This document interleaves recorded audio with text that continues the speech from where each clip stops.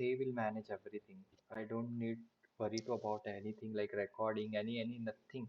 They have a professional Zoom classes and all paid version, so everything they are managing. Okay. Yeah, they have a portals also, good portal where they can upload themselves, everything they will do. Nothing to worry about me. I just have to train the people. That's it. Yeah, yeah. Hmm. Okay, chalo. Uh, let's have a next thing. तो हमने कहाँ तक देखा था? We have seen the introduction, then some basic things about that. What we have understood the elements, basically Yes. elements and the attributes, values, basically heading level elements, paragraph tag.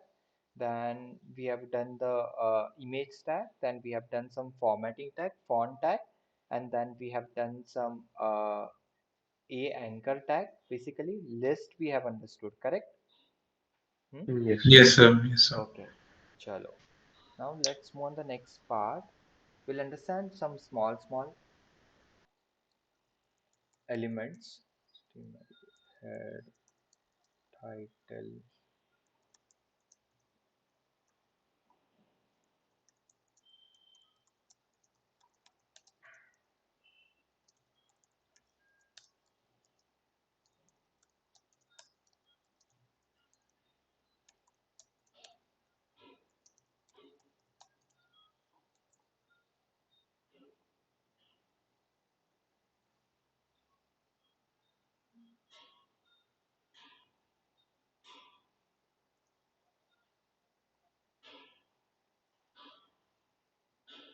Okay, let's see. Uh,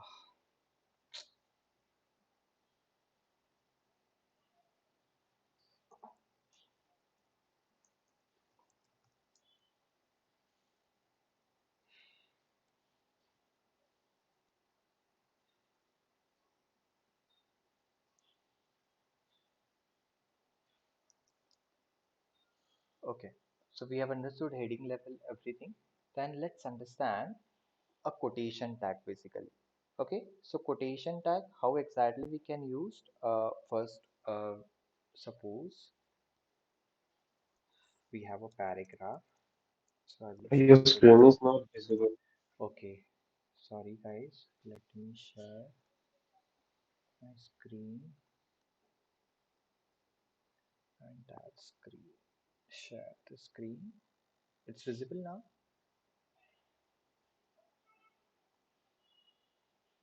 Yes, Yes. yes. Okay, chalo, chalo. Okay, so hmm, this is my paragraph. This is a normal paragraph, and when I will do with the help of block code.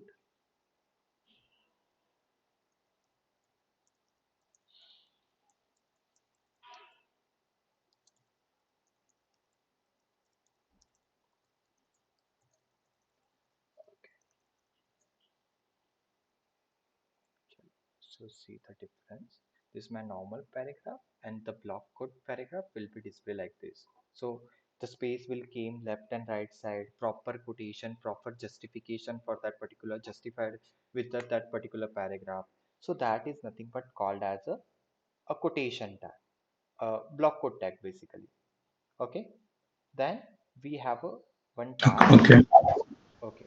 So we have a one tag which is nothing but called as a quotation.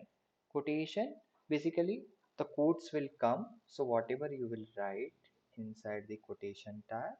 So I'm just copy this line and I'm just writing here quotation, and then I'm just going to close it. Quotation. Okay. So see, double quotes are coming. Hmm? Yes. Okay. Sure. The Yes. next tag, which is nothing but called as a abbreviations. So suppose you have any kind of short forms, HTML, CSS, and which you want to explain the definition of that word, this abbreviation of that particular word, that you can define with the help of ABVR. So suppose something, I just want to display here a paragraph. Okay. then I'm just going to APPR abbreviation tag, then I have a title. HTML is nothing but the hypertext markup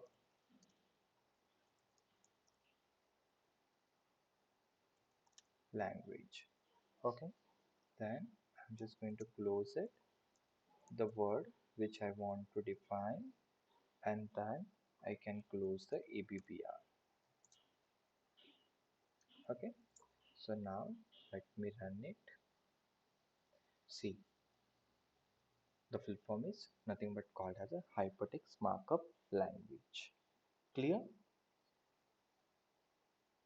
Hmm? Yes, it has just created this link, right?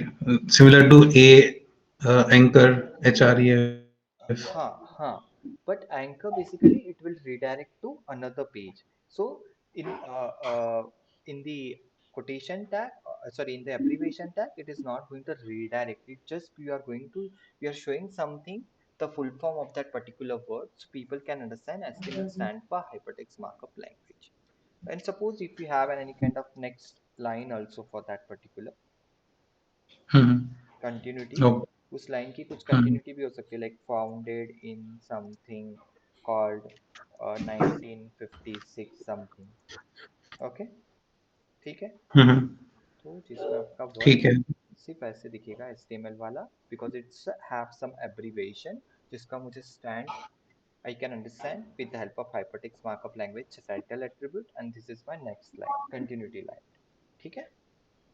Address tag, Mhm. this is not that much is used, but if you have any kind of address जिसमें हमारा contact us वगैरह page होते हैं ना, कोई भी HTML website बनाते हैं हम लोग, so we have a some contact us Hmm. page, inside that we have a some kind of address tab basically, so that you can define inside this address tab. Okay, and then you can just you Okay. can give some CSS effect with the help of CSS.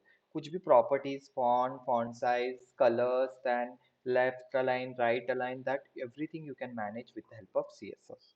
But address is basically defining for the address, to show the address only. Okay, in the contact us page. ठीक है. Okay. Then we have a site tag. Site tag is nothing but the for work title. If I have any kind of work title which I want to define, basically that you can define inside the site tag. So CITE. These are the all quotation tag basically. So this depend on the use case that you can use it. The milk, just green tea. Okay, then site, close site, by cafe, coffee, day, something, and then I'm going to close this paragraph. Okay, so see, आपका थोड़ा सा word है ना ऐसे italic format में आ जाएगा जिसमें भाई ये स्टार्ट टाइटल है and then the continuity of the sentence. Okay, इसको बोलते हैं cite work title. Clear? It is same as that italic one only. Sorry Sumit.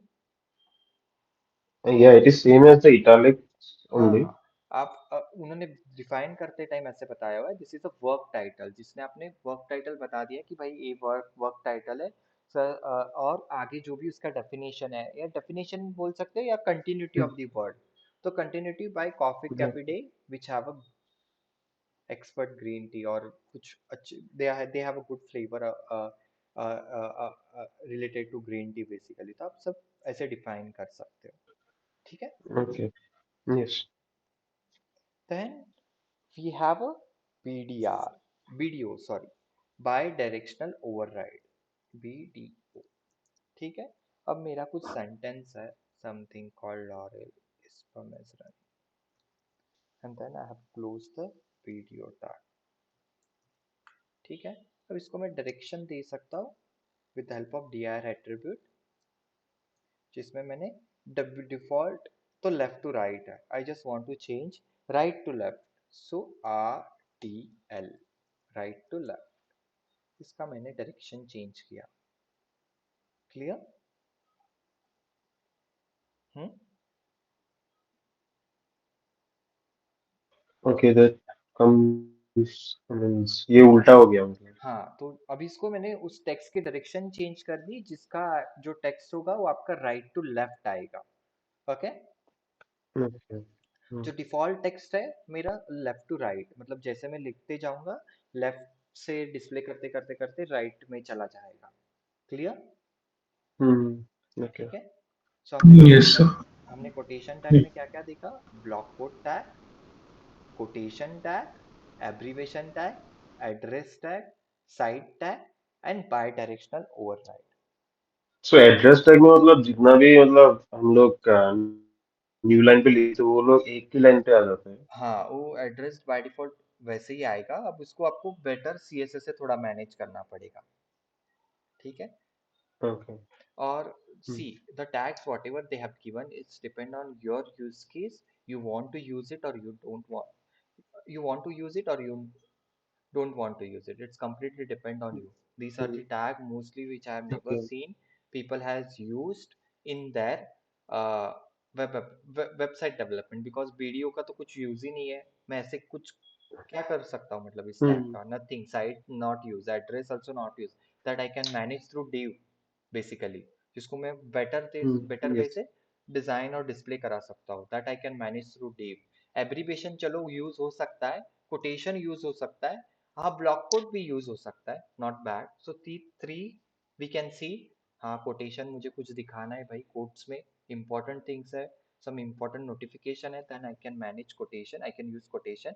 Abbreviation हो सकते हैं, मेरी वेबसाइट पे कुछ ऐसे वर्ड्स है जिसको मुझे यूजर को और बेटर रीडेबिलिटी देनी है, तो that I can use it. Block code ठीक है, चलो भाई मैं इसको थोड़ा सा और CSS से बेटर कर सकता हूँ। ठीक है। ब्लॉक कोड बाकी तो सिंपली मतलब टेक्स्ट को मतलब हाँ, सेंटर वो में आपको ला देता है। प्रॉपर जस्टिफिकेशन करेगा, आपको टेक्स्ट, आप नॉर्मल पैराग्राफ देखो जस्टिफाइड नहीं होगा, देखो ऊपर नीचे आ रहा हाँ है, बट ये थोड़ा सा प्रॉपर जस्टिफाइड होके आ हाँ। रहा है ना। देखो दोनों तरफ से कुछ स्पेस यस दे रहा है, तो कुछ अभी सामने यस वाला कुछ यस। आपका पैराग्राफ पढ़े ना तो उसको थोड़ा बेटर लग रहा है, जो नॉर्मल पैराग्राफ से। हम्म हम्म। या तो और मेरा ओके। थोड़ा सा एफर्ट भी कम हो जाएगा CSS साइड। हम्म ठीक है। ठीक है। तो these are the quotation tags. Okay. अब होता है there is one tag which is very commonly used, a comment in HTML। ठीक है।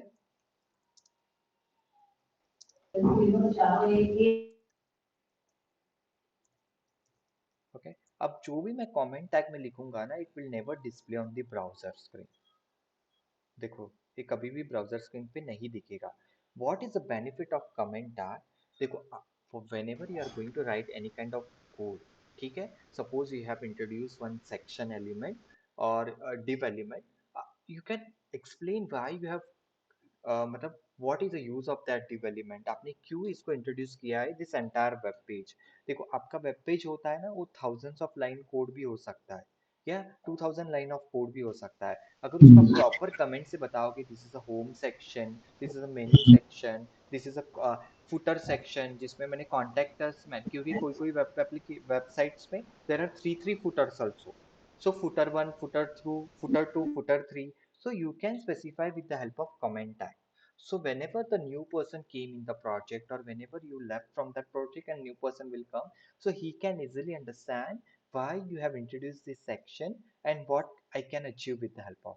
Or suppose if he want to change anything on the website side, so directly he can come and he can check it. Yeah, this is a contact us tab basically, so he can just search that particular element in that tab only and he can change it, so his effort also very less, मतलब उसके efforts भी automatically कम हो जाएंगे, तो search में भी fast हो जाएगा आपका काम, और जो भी बंदा आएगा वो, so always whenever you are designing any kind of web application, always write the comments.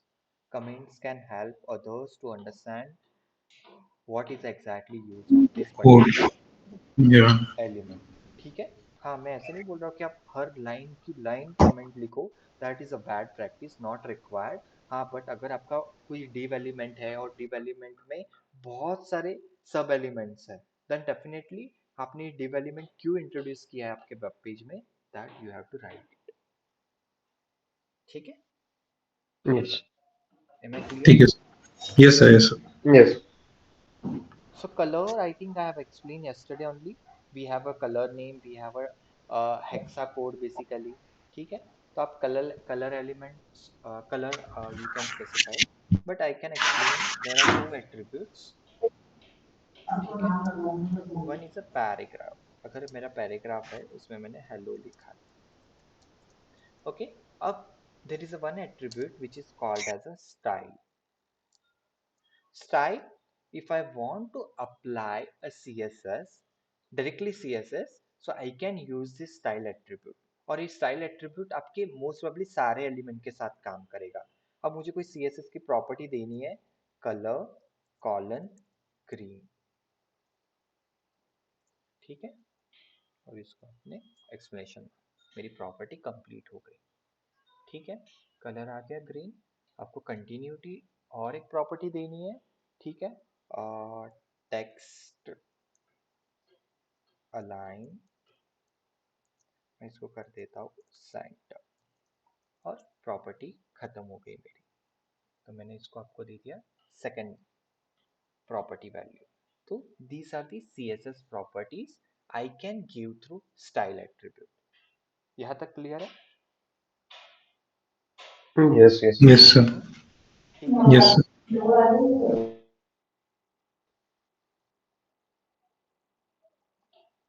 चलो एक तो और एक है चीज, जो ये वाली चीजें मैं आपको CSS में अच्छे से एक्सप्लेन करूंगा what exactly use of, but मैं हेड एलिमेंट में भी स्टाइल टैग का यूज कर सकता हूँ।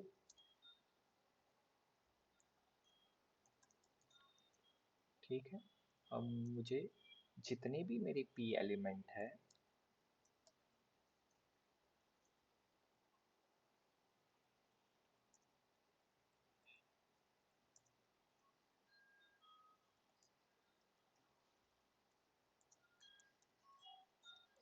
कलर मुझे रेड करना है, तो अब जितने भी P एलिमेंट होंगे आपके वेब पेज में, उन सारे P एलिमेंट का कलर रेड हो जाएगा।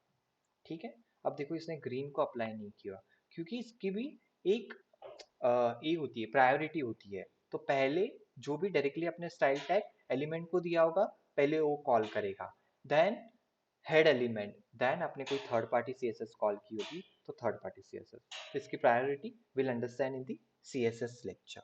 ठीक है, बट अभी हम डायरेक्टली स्टाइल टैग यूज कर सकते हैं हेड एलिमेंट में, और डायरेक्टली स्टाइल टैग हम एज एट्रीब्यूट भी यूज कर सकते हैं कोई भी एलिमेंट को। Clear? Any confusion here? No. No. Clear. ठीक है, Yes. चलो हमने एक HREF एलिमेंट पढ़ा था, ठीक है।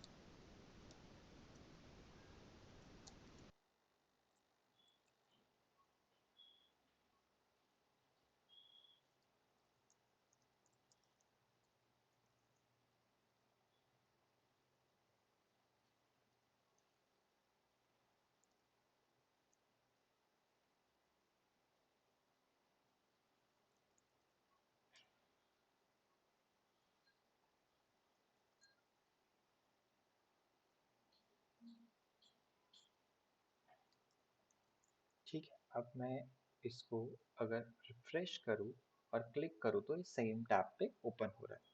ठीक है, there is one attribute which is called as a target.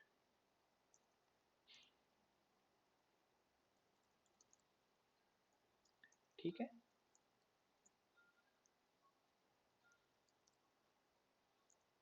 इसको डबल कोट्स ओपन किया, the value which I want to define. अब मैंने इस पे कर दिया अंडरस्कोर सेल्फ। ठीक है, अब देखो ये सेल्फ टैब में ही ओपन कर रहा है, जो बाय डिफॉल्ट होगा वो भी सेल्फ में ओपन करेगा, और अंडरस्कोप सेल्फ भी सेम टैब में ओपन करेगा। अब मैं इसको कर देता हूँ अंडरस्कोर ब्लैंक।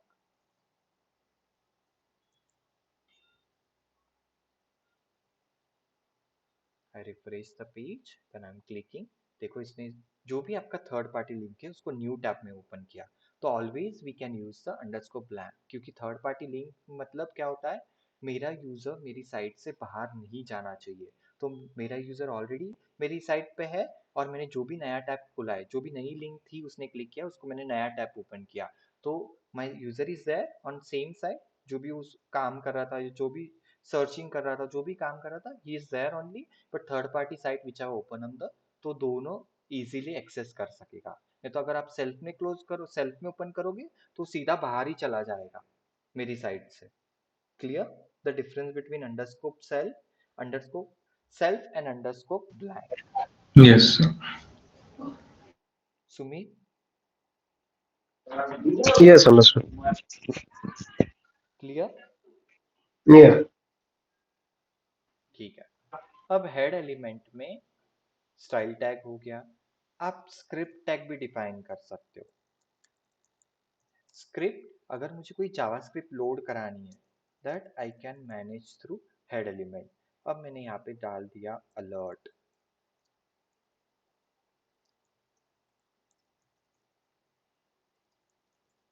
इसको मैं रिफ्रेश करता हूँ तो अलर्ट हो गया, then my site will be get loaded. तो जो भी मुझे जावास्क्रिप्ट डालनी है, I can put it into the script tag. Clear? अब उसके बाद होता है लिंक टैग। लिंक टैग, अगर मुझे कुछ फेविकन देने हैं मेरी वेबसाइट पे, तो उसको कैसे देंगे, REL icon, okay, type is equal to image slash x icon, और ये मेरा पाथ हो जाएगा इमेज का, जो भी मुझे एज अ आइकन यूज करना है। ठीक है। अब मैं इस लिंक टैग को क्लोज कर देता हूँ। It's nothing but self close tag. अब मेरी इमेज कहाँ पे है इस फोल्डर में, इमेजेस में abc.jpg। It's quite a large image. आप प्रॉपर आइकन बना के डाल सकते हो वेबसाइट में, images.jpg। हेलो, तो देखो यहाँ पे ऐसा आइकन इमेज आ गया टैब में, जैसे फेसबुक का आइकन है वैसे अभी आपका भी आ गया। This is nothing but called as a favicon. ठीक है, Called as? Favicon, Okay. FAVICON, favicon, इसको बोलते हैं फेविकॉन। ठीक है। Okay. Okay. तो आप अभी आप जब भी प्रोफेशनल वेबसाइट बनोगे तो उसका एक प्रॉपर आइकन डिजाइन होगा, और उसको आपको इमेजेस फोल्डर में रखना है और वहां से कॉल करना है। अभी तो मैंने एक नॉर्मल इमेज कॉल करके आपको बता दिया। ठीक है। अभी इन्होंने देखो कैसे प्रॉपर आइकन बनाया हुआ है फेसबुक का, लॉरेल लॉरेम का एल देखो कैसे प्रॉपरली बनाया है, गूगल मीट का Mhm. देखो। ऐसे प्रॉपर एक आइकन डिजाइन होगा आपके अकॉर्डिंग, आपकी जो भी वेबसाइट की कैटेगरी होगी, और फिर आप उसको यहाँ पे डिस्प्ले करोगे। ठीक है। Okay. Okay. चलो। So can you show me the laser icon once? या वो code श्योर, open. ठीक है श्योर। देखो मैंने क्या किया, link REL icon type image slash x hyphen icon, और HREF में आपको पाथ दे देना है। अच्छा, बात तो समझ में आती है, ये समझ लो टाइप समझ में नहीं, टाइप क्या है टाइप वो होता चीज? है क्योंकि ये आइकन है ना, तो इसमें इमेज स्लैश, हाँ। ये इमेज है तो इसको मैंने एक्स हाइफन आइकन कर दिया क्योंकि मैं आइकन। अभी लिंक टैग आप और एक चीज के लिए भी यूज कर सकते हो। देखो सेव टैग कैसे काम करता है। अब मुझे एक्सटर्नल साइट शीट कॉल करनी है, REL इज इक्वल टू क्या है, ये आइकन था, अब मुझे क्या करना है, स्टाइल शीट। ओके, सो स्टाइल शीट टाइप आ जाएगा आपका टेक्स्ट स्लैश CSS, और आपका HREF आ जाएगा।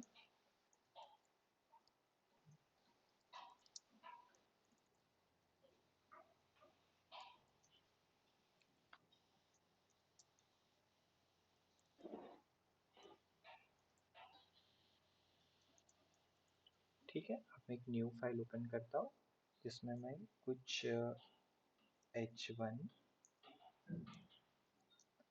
को मैं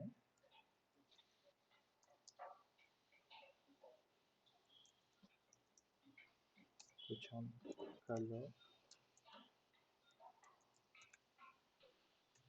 ठीक है, इसको मैं सेव करता हूँ abc.jpg, सॉरी css बनाया है हमने तो abc.css, ठीक है। अब इसको मैंने ऑलरेडी कॉल किया, अब इसको मैं रन कराता हूँ। अब मेरे में h1 टैग है कि नहीं, I don't know first, so let me introduce one h1 tag.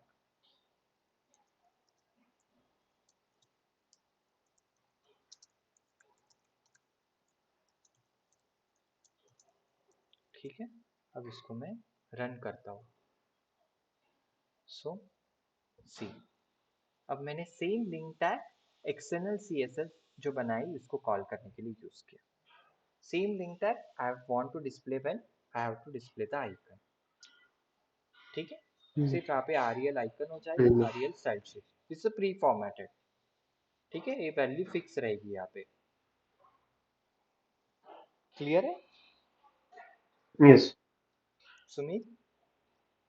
Yes yes Yes, sir. Okay, आगे बढ़ूँ मैं? Yes, sir. यस चलो, देन टेबल टैग होता है। टेबल टैग क्यों define, why we have to use a table tag? अगर मुझे कुछ भी टेबुलराइज डेटा डिस्प्ले कराना है ब्राउजर पे, then I can use the table tag. So table tag always start with the table, close table, ठीक है।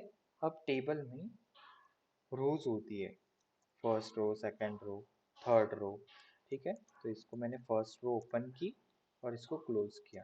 अब हर रो में हेडिंग्स होंगे टेबल के, that I can specify with the help of th, name और mobile number, close th, okay. Then ये हो गया टी आर। अब हो जाता है सेकेंड रो, जिसमें आपका टेबल डेटा आ जाएगा। T R, I open, I close. अब इसमें मुझे टेबल डेटा डिफाइन करना है, तो फर्स्ट में will consider a Rajesh, close TD. Second उसका क्या है भाई, mobile number, something I am randomly adding, close TD, ठीक है। अब मुझे और एक रो ऐड करनी है, T R T D, close T D and close T R. इसमें राजू हम ले लेते हैं और एक टी डी आएगा, उसका जो भी नंबर है, और एक क्लोज टी डी हो जाएगा, ठीक है। चलो, now let me run the basic table, ठीक है। See the name Rajesh Raju is मेरी first row, this is the first row with the heading, this is the second row, third row, ठीक है। अब इसको थोड़ा सा बेटर करते हैं तो आपको भी अंडरस्टैंडिंग हो सही है। This is the first row, इसमें दो हेडिंग है, this is the second row जिसमें दो नेम की वैल्यू और मोबाइल नंबर की वैल्यू, और ये आपकी हो गई third row,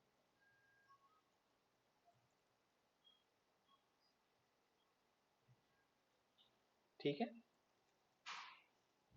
M I clear till now? Yes, sir.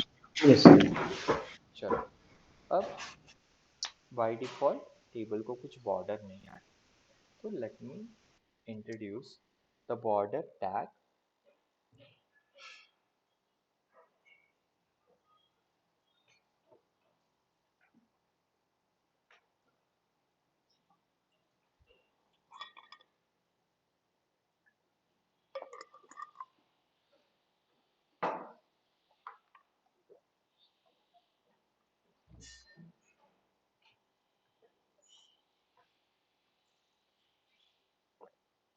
चलो,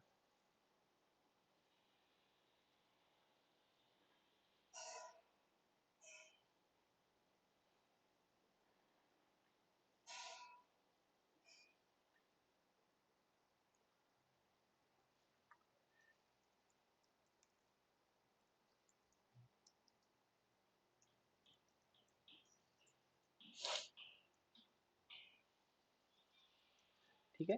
अब मैंने बॉर्डर दे दी टेबल को 2 पिक्सल की, इसको मैं निकाल देता हूँ because I don't want her bar alert होते रहेगा, it's just for your understanding. ठीक है, क्लियर यहाँ तक? यस टेबल कैसे दिखेगा? Yes yes. जितनी रो चाहिए आप उतनी ऐड करते जाओ उस हिसाब से।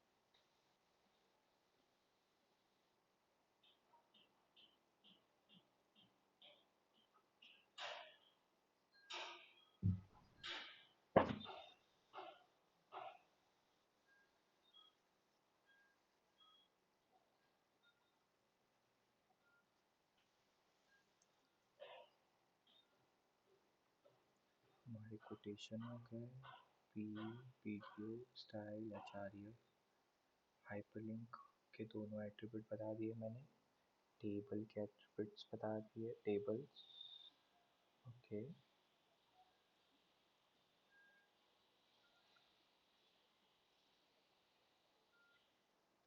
चलो मैं टेबल में और एक कॉन्सेप्ट है that is nothing but called as a row span and col span. Okay, तो यहाँ पे मैंने नेम एंड मोबाइल नंबर दिया हुआ है, तो मैं यहाँ पे कॉल स्पैन करता हूँ, तो 2 सेल को मुझे मर्ज करना है। ठीक, तो यहाँ पे आपका और एक कॉलम ऐड हो जाएगा।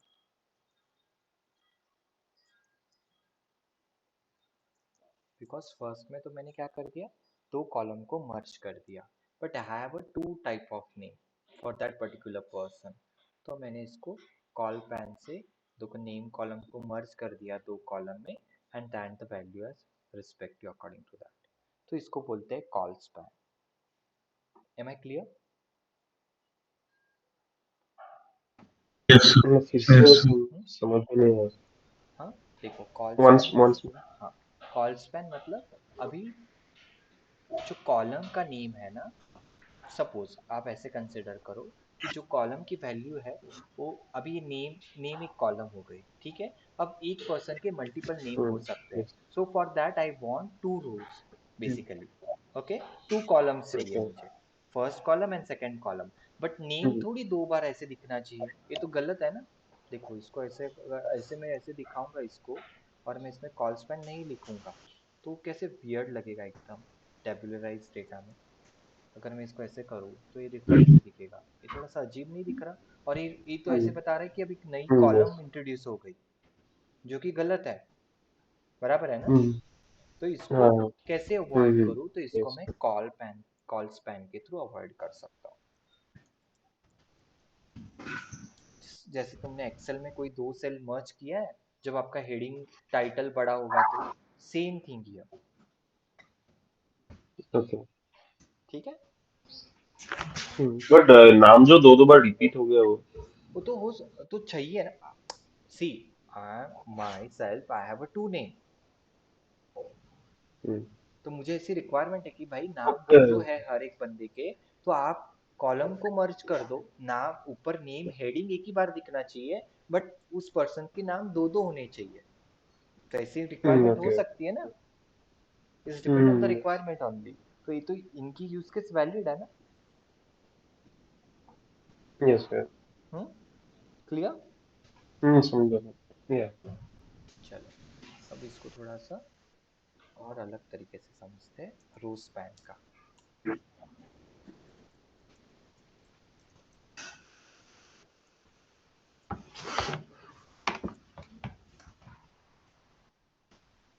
फर्स्ट रो मैंने बना दी, उसमें मैंने हेडिंग लगा दिया, हेडिंग है मेरा नेम,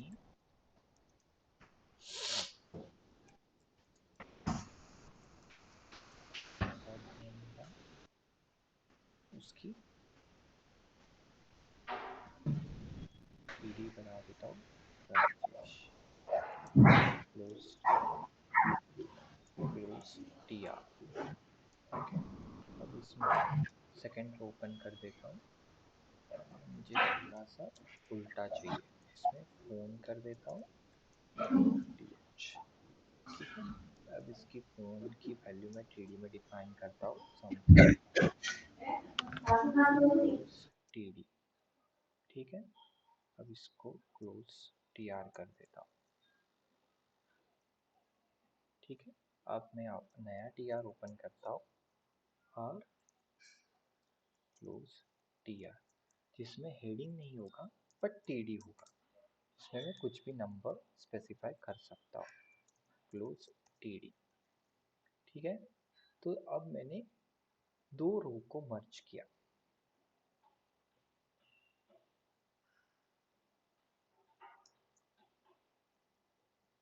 इसको मैं यहाँ पे क्लोज कर देता हूँ पहले तो।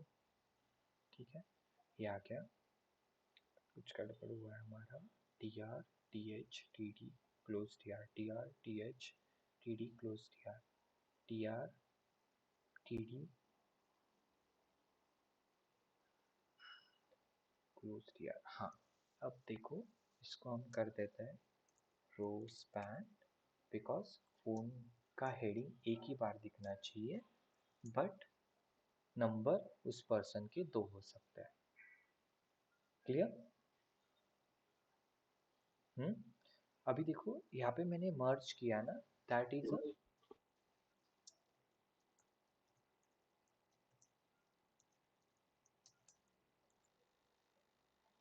मैं ब्रेक कर देता हूँ। यहाँ पे जो हमने मर्ज किया वो कॉलम को मर्ज किया, और यहाँ पे जो हमने मर्ज किया वो रो को मर्ज किया। So this is nothing but called as a colspan and this is nothing but called as a row span. Clear है? Yes. Hmm Abhishek? Yes. Yes sir. सही। कहाँ से कर रहा है? जैसे हमने टेबल बॉर्डर दे दिया, फिर हमने हेडिंग्स दे दी, नेम दे दिया, उसके अंदर राजेश नाम पास किया, फिर हमने रो स्पैन को बुलाया, टू दिया, तो 7896 table data, table row close. अच्छा, तो उसके नीचे जो रो आएगी ऑटोमेटिक वो उसको मर्ज कर देगा। अगर हमारे पास मर्ज एक कर थर्ड रो देगा, होती तो फिर फिर थर्ड रो को भी वो, अभी तो दो दिया है ना, आपको यहाँ पे थ्री करना पड़ेगा। अगर आपकी थर्ड रो होगी तो तीन रो को एक साथ मर्ज कर देगा, क्योंकि अभी थर्ड रो नहीं है, दो रो है, दो रो को हम्म, मर्ज करना था मुझे, क्योंकि यहाँ पे टीडी में दो वैल्यू है, एक इस टीआर में और एक नेक्स्ट टीआर में। तो मैंने इसके लिए रो स्पैन दे दिया टू। अब आपको और एक इंट्रोड्यूस कराना है टीआर तो आप इंट्रोड्यूस करा सकते हो लाइक दिस वे, बट आपको यहाँ पे फिर तीन रो के लिए मर्ज करना है ना, तो यहाँ पे तीन देना पड़ेगा। ठीक है, yes sir, yes sir. Clear हो गया आप तक? हम्म। हम्म, चलो।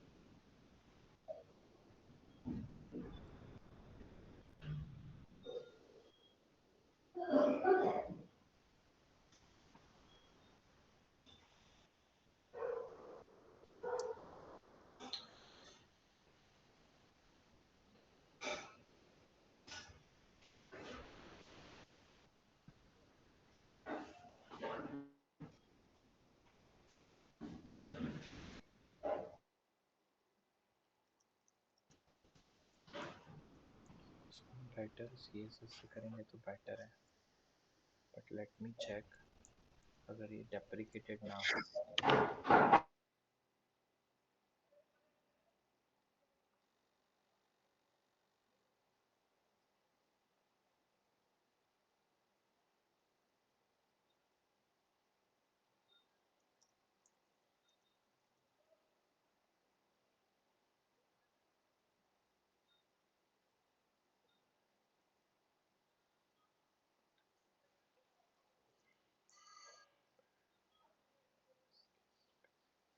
ठीक है, चल रहा है। ओके, अब मैंने यहाँ पे एक और एक एट्रीब्यूट इंट्रोड्यूस किया, this is nothing but called as a cell padding. Cell padding क्या होता है? आपका जो सेल है और आपका जो टेक्स्ट है, इस दोनों के बीच का difference, gap, that is called as a cells padding, cell padding. ठीक है, अब ये देखो, ये टेक्स्ट और ये मेरा सेल, इन बीच का ये जो वैल्यू है और ये इन बीच का difference, that is called as a cell padding. और एक होता है सेल स्पेसिंग।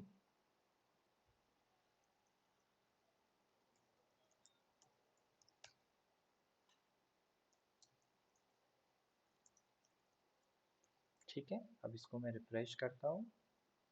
अब देखो, आपका जो सेल है, आपका जो मेन टेबल है और आपका जो cell, that is a gap between that both the cell, cell और टेबल आपका जो इसका जो डिफरेंस होता है that is nothing but called as a cells spacing. Am I clear? The difference between cells padding and the cell spacing, दो cells का, दो सेल्स के Yes. बीच का difference that is Yes. Called as a cell spacing, and the text and the particular row और particular column, इस दो का difference that is nothing but called as a cell pad. ठीक है, Yeah. Mm. अब आप टेबल में और क्या कर सकते हो, या you can have a BG colour red, आपने बीजी कलर से टेबल का कलर चेंज कर दिया बैकग्राउंड। ठीक है, अगर if you want to apply image then you can go with the image background images slash abc dot jpeg, अपने table को एक इमेज अप्लाई कर दी। ठीक है, Yes. क्लियर है यहाँ तक?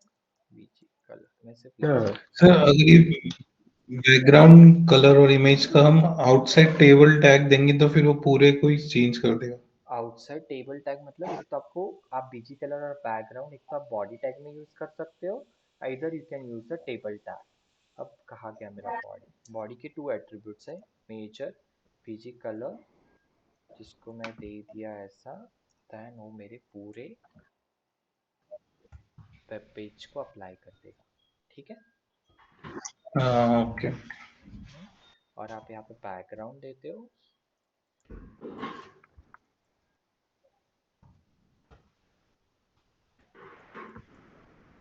स्लैश, तो आपका पूरा बैकग्राउंड इमेज अप्लाई हो जाएगा। ठीक है, ओके ओके सर। क्लियर? एक तो आप हम्म। बॉडी को बैकग्राउंड कलर और बीजी कलर दे सकते हो, बीजी कलर,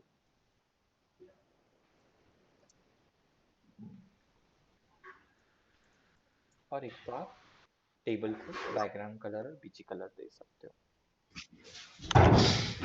चलो, okay. am I clear? Anyone has any yes. question? Yes. No.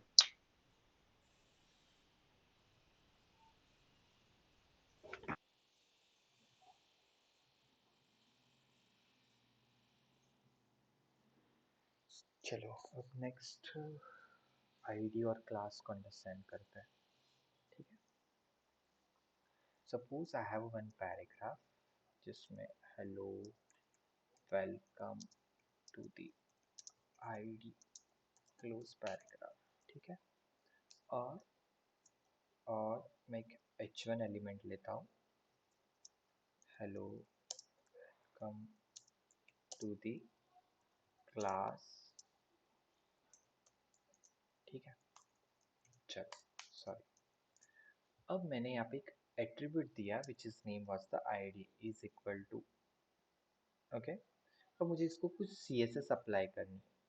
Suppose मेरे पास दो पैराग्राफ है, इसको और एक बार रिपीट करता हूँ, ID1 और ID2।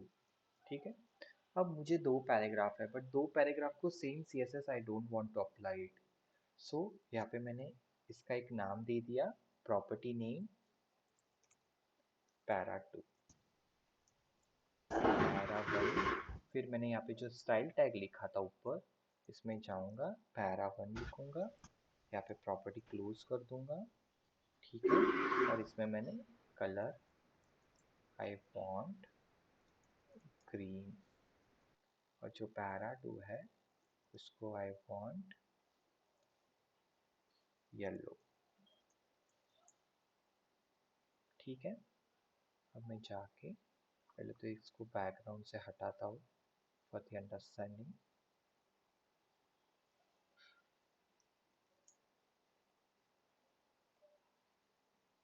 ठीक है, तो देखो, अब पैरा1 और पैरा2, क्या क्या हमारा paragraph ID attribute it is equal to para1 para2।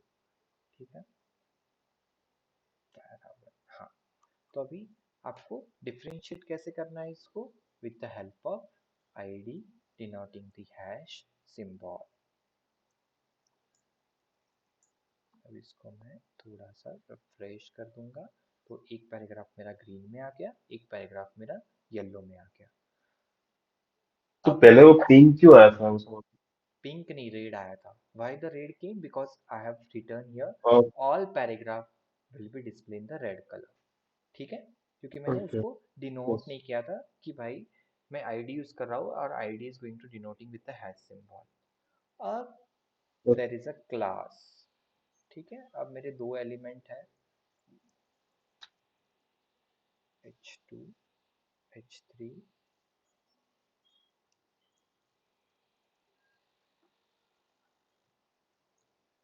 अब मैं यहाँ पे ले लेता हूँ क्लास,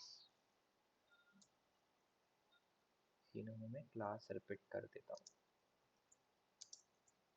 ठीक है, मैंने एक क्लास का नाम दे दिया abc, एक सेकंड क्लास का नाम दे दिया मैंने xyz, और थर्ड क्लास का नाम दे दिया मैंने pqr। ठीक है, अब मैंने ऐसे किया है यहाँ पे स्टाइल में, class will get denoting with the help of dot symbol। So abc property name, चलो मैं यहाँ पे प्रॉपर्टी लिखता हूँ डॉट abc। अब इसको मुझे देना है तो टेक्स्ट अलाइन सेंटर देना है। ठीक, अब मुझे देना है डॉट xyz,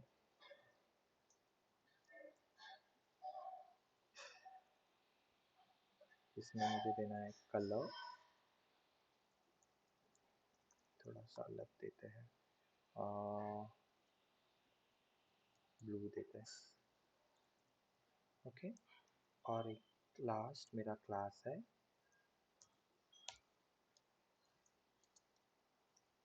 pqr, जिसमें मैं कलर देता हूँ, कलर में फॉन्ट साइज मैंने दे दी 20 पिक्सल। मैंने तीन क्लास बनाई, तीनों क्लास की अलग अलग प्रॉपर्टी है। अब तीनों क्लास मैंने तीनों एट्रीब्यूट को दे दी है, which is an abc 3h1 h2 h3 element. तो अभी तीनों क्लास की पहले तो प्रॉपर्टी कॉल हो रही कि नहीं देख लेते हैं। So it's coming a blue colour, a font size and the centre alignment. ठीक है, अब suppose I have a requirement like that कि भाई मैंने जो एक XYZ वाला क्लास है ना, मुझे H1 एलिमेंट को अप्लाई करना है, जो ABC भी चाहिए और XYZ भी चाहिए। So you can have a space, you can give the another class name. अब इसको दोनों प्रॉपर्टी अप्लाई हो जाएगी, ब्लू कलर भी और सेंटर अलाइनमेंट भी। So you can specify number of class name for that particular attribute with the help of space, but with the ID that is not possible. For one element, you can apply one ID only.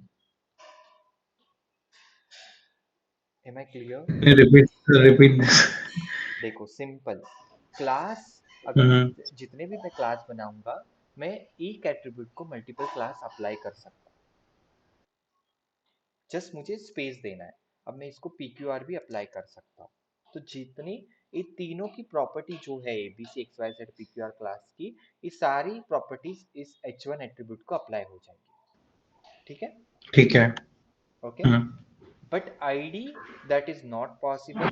मैं एक element को अगर मैं ID use कर रहा हूँ तो एक ही आईडी अप्लाई कर सकता हूँ। It can not possible multiple ID like this way. ए चल नहीं पाएगा आईडी के साथ, ये वाला अप्रोच आईडी के साथ नहीं काम करेगा, खाली क्लास के साथ काम करेगा। तो इसमें से आप मुझे बताओ यूनिक कौन सा है, which one is the unique? ID, ID, ID, बोलो बोलो, हाँ ठीक है, क्यों यूनिक है आईडी? आईडी। क्योंकि that differentiates कि either you will belong to ID 1 or ID 2। तो देखो यहाँ पे सुमित Yes. या what is your suggestion, which is the ID faster? is ID fast चलेगा या क्लास फास्ट चलेगा? आईडी यूनिक है या क्लास यूनिक है? यूनिक, मतलब आईडी यूनिक है, हाँ, बिकॉज एक आईडी में एक ही होता है हाँ, वैल्यू। एक पैराग्राफ को एक ही आईडी में अप्लाई कर सकता हूँ। ठीक है, एक हाँ एलिमेंट को हाँ। एक ही आईडी अप्लाई कर सकता हूँ, so that is a uniqueness of the ID. और दोनों में से फास्ट कौन सा चलेगा?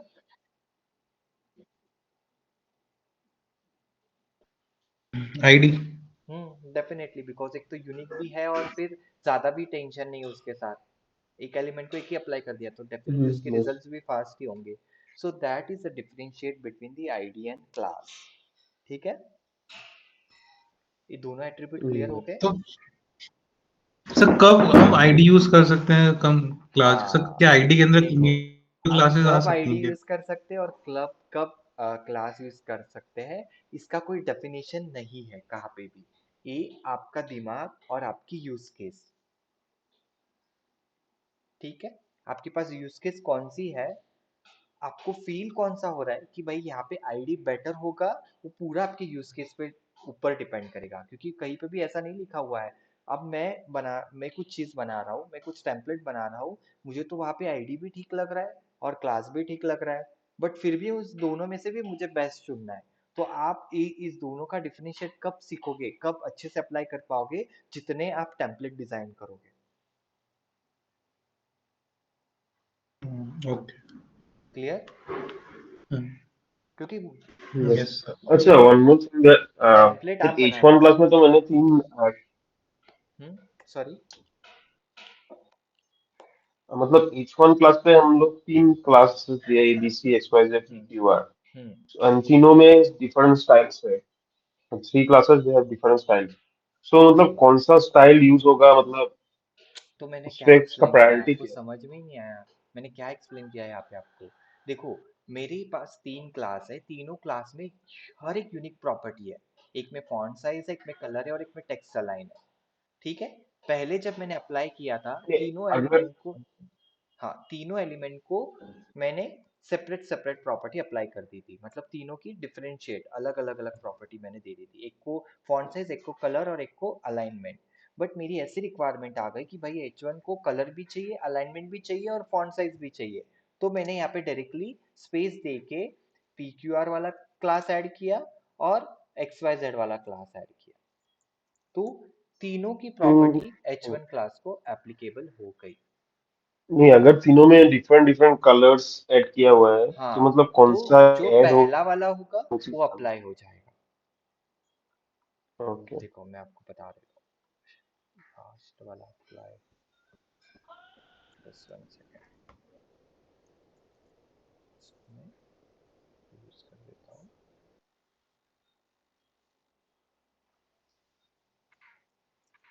में ब्लू रखते हैं और एक में रेड रखते हैं।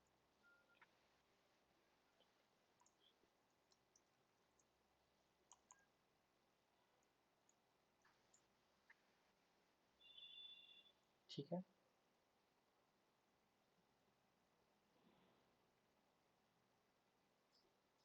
ए बी लास्ट सी वाला एक्स वाई जेड। और मैंने यहाँ पे कौन सा दिया था पहला, हाँ, जो लास्ट एलिमेंट कौन सा अप्लाई हुआ है, एक्स वाई जेड। तो अब एक्स वाई जेड एक्स में, वाई जेड। हाँ, तो एक्स वाई जेड में colour was blue, yellow, the P Q R red. एक मिनट, कैसे हमने अप्लाई किया है? A B C P Q R X Y Z, H one element, मेरा सेकेंड है, थर्ड है।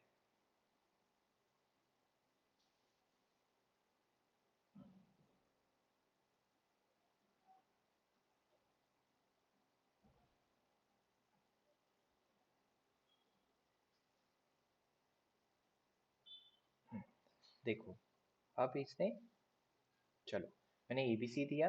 अब एबीसी में जाते हैं पहले। एबीसी में क्या है? टेक्स्ट अलाइन है, कलर है। अब इसने एबीसी के हिसाब से उसको टेक्स्ट अलाइन, सेंटर और कलर दे दिया। ठीक है, एबीसी के हिसाब से। अब बैकग्राउंड में चले जाओगे तो ठीक है। अब अब आता हूं मैं पीक्यूआर में। पीक्यूआर क्या है मेरे पास? देखो, पीक्यूआर के हिसाब से उसने फॉन्ट साइज दे दी और कलर दे दिया, बराबर है। फॉन्ट साइज 20 पिक्सल है, कलर रेड है। अब मेरा वो yes. Font size, text alignment तो मेरा एज इट इज चेंज हो गया, बराबर टेक्स्ट अलाइन तो मेरा एज इट इज रहेगा, सेंटर अलाइनमेंट। फॉन्ट साइज उसने एक एडिशनल ऐड कर दिया बिकॉज न्यू प्रॉपर्टी। अब एक कलर येलो कलर रेड के साथ रिप्लेस हो गया। ठीक है, अब मैं आता हूँ थर्ड पोजीशन पे एक्स वाई जेड। तो एक्स वाई जेड मेरा कौन सा है, which is nothing but the second class, जो मैंने यहाँ पे प्रायोरिटी वाइज डिफाइन किया एक्स वाई जेड। तो अब ये मेरा कलर रेड ब्लू के साथ ओवरराइड हो गया, नहीं बट ये तो रेड ही दिखा रहा है, what is happen. A B C P Q R X Y Z.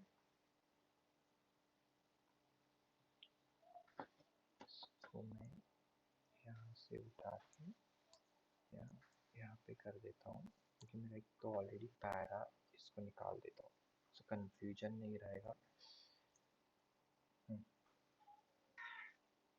ठीक है। So मतलब ये क्या मतलब स्टाइलिंग के हिसाब से होता है? हम्म मतलब पहले जो दिया है मतलब एबीसी को पहले दिया है येलो, फिर पीक्यूआर को रेड दिया है, फिर एक्स वाई जेड को ब्लू दिया है। सो लास्ट में एक्स वाई, बिकॉज लास्ट में एक्स वाई जेड है, सो इसमें हाँ इसके लिए हाँ, कलर। देखो तो आपका ये पूरा प्रायोरिटीज वाइज होगा यहाँ पे, जैसे जैसे आप कोड, क्योंकि आपका कोड है ना स्टार्ट से लेके एंड तक का एग्जीक्यूट होता है, line by line, line by line, line by line. एक कभी बीच में से इधर उधर से कैसे भी कोड आपका एग्जीक्यूट नहीं होगा। आपका कोड एग्जीक्यूट होगा वो फर्स्ट लाइन से लेके जो आपका लास्ट लाइन है तब तक आपका एग्जीक्यूट होते रहेगा। तो देखो ये अभी एबीसी प्रॉपर्टीज उस हिसाब से एग्जीक्यूट हो रही है जिस हिसाब से मैंने ऊपर लिखी हुई है। तो now the colour was blue colour आ रहा है। ठीक है, एक तो पहले ऐसी केस होगी ही नहीं, बट अगर आपने कहीं गलती से ऐसे कर दिया है तो ये ओवरराइड करके जो लेटेस्ट प्रॉपर्टी होगी, लेटेस्ट वैल्यू होगी, उसको डिस्प्ले करवा देगा। ठीक है, ओके, यस यस। तो ये क्लियर हो गया, आईडी डिफरेंस, क्लास को कैसे एप्लीकेबल करेंगे, इसको और थोड़ा अच्छे से समझेंगे हम लोग सीएसएस में, बट अभी सिर्फ एचटीएमएल के ओवरव्यू के through just understand.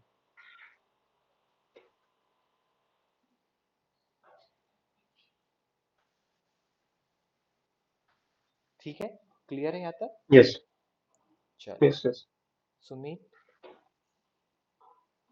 Yes sir. Yes.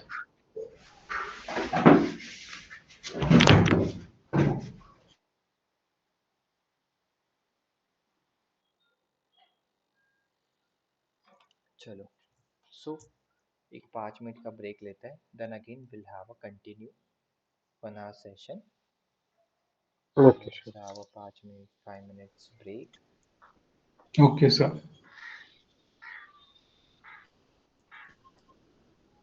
ठीक है, फिर अगेन कंटिन्यू। चलो, let's continue. Guys are there? Yes yes. Okay, अब आगे बढ़ते हैं हम लोग। हाँ, आ जाते हैं।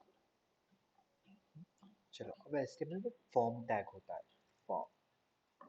ठीक, अब मुझे यूजर से कुछ इनपुट लेना है, तो मैं इस फॉर्म टैग का यूज कर सकता हूँ। अब यूजर से इनपुट लेने के लिए यूज होगा, बाकी स्टोर करने के लिए that was the another methodology, उस पे फिर हमें सर्वर साइड प्रोग्रामिंग वगैरह चाहिए।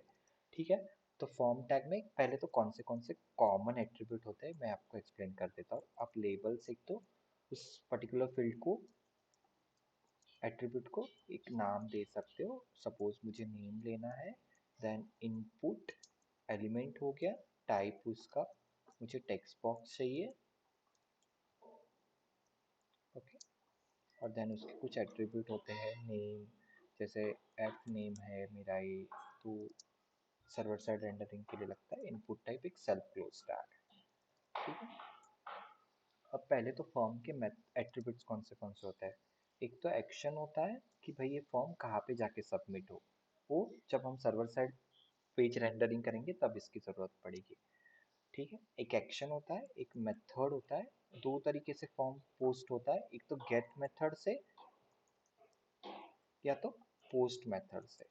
गेट से जो फॉर्म सबमिट करते हैं ना, उसकी सारी वैल्यूज आपकी यूआरएल में डिस्प्ले होगी। It's not a secure because it's a gate method.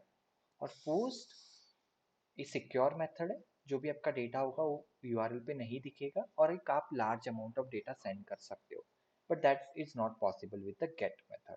So ये दो attribute it's very important, action and method. अब फिर लेबल, पर्टिकुलर एट्रीब्यूट को आपको कुछ नेम देना है, तो आपके n नंबर ऑफ एट्रीब्यूट हो सकते हैं। नेम हो गया सपोज, वो नेम एफ नेम वो चीज क्या है? बताता हूँ मैं आपको। Okay. फर्स्ट नेम, ठीक है। अभी इनपुट टाइप मेरे को टेक्स्ट बॉक्स चाहिए, ये नेम एफ नेम। इस नेम एक एट्रीब्यूट है, इनपुट एलिमेंट है, इसका एक टाइप एट्रीब्यूट है जिसमें आप टाइप स्पेसिफाई करोगे कि आपको टेक्स्ट बॉक्स चाहिए, कि आपको टेक्स्ट एरिया चाहिए, कि आपको चेक बॉक्स चाहिए, या आपको रेडियो बटन चाहिए, या आपको फिर फाइल वाला एट्रीब्यूट चाहिए। तो आप, there are lots of attributes are there, values are there for the type attribute. तो मैंने यहाँ पे टेक्स्ट बॉक्स डिफाइन किया। नेम एक ये एट्रीब्यूट इसलिए हमें लगता है जब भी हम इस टेक्स्ट फील्ड की वैल्यू बैकएंड साइड में फैच करें with the help of this keyword, हम इसको उठाएंगे, इस टेक्स्ट फील्ड की वैल्यू को उठाएंगे, that is a name attribute. अब मैंने यहाँ पे another, Means whatever we type in the input, because we want to fetch उसकी it, so we वैल्यू उसकी value will take it from this name. okay, okay, this is a unique okay. Name for that particular field. Means it is act like a variable. It stores the value that we type. हाँ, नहीं नहीं, store automatic नहीं हो जाएगा, इसके लिए हमें काम करना पड़ेगा अलग से। जस्ट अंडरस्टैंड फॉर्म कैसे डिजाइन होता है बेसिकली, और उसके टाइप्स क्या है, उसके एट्रीब्यूट्स क्या है, इनपुट के टाइप्स क्या है, एट्रीब्यूट्स क्या है, just try to understand. But इस नेम का जो वैल्यू है, अब मुझे इस टेक्स्ट बॉक्स की वैल्यू सपोज बैकएंड साइड चाहिए, सर्वर साइड में चाहिए, तो मैं Hmm. इस वर्ड से लूंगा उसकी वैल्यू। ठीक है, Okay. Just now Yes. Understand this on, will see Hmm. Later on. Okay, अब मैं इसको Yeah. रन करके देखता हूँ कि मेरा फॉर्म कैसे दिख रहा है। तो आ गया फॉर्म फर्स्ट नेम, और इसको हम कर देते हैं लास्ट नेम। ठीक है, अब इसको यहाँ पे बी आर लगा देता हूँ, so it will come on the next line. ठीक है,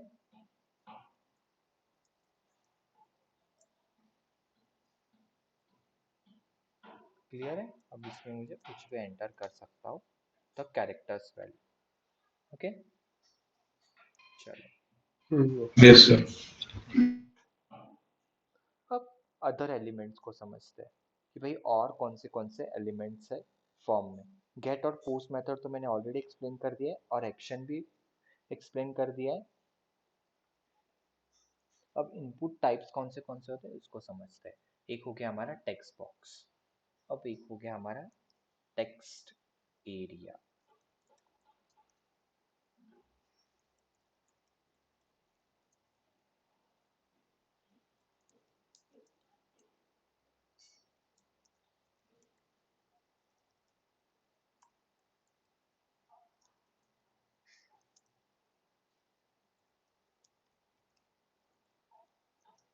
इसमें मैं कुछ रोज और कॉलम डिफाइन करूंगा जिससे मेरी कॉल्स,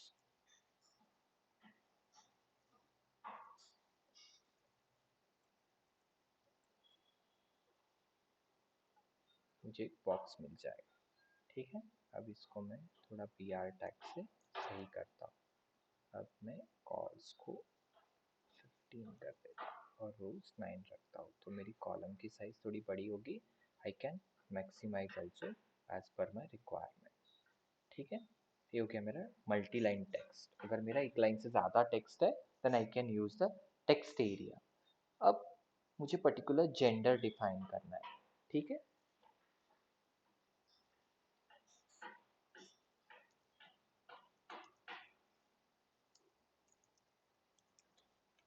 एट अ टाइम एक ही सिलेक्ट होना चाहिए, तो I can do that with the help of input type is equal radio, radio button. Okay, मैंने लिख दिया मेल, यहाँ पे लिखता हूँ। ठीक है,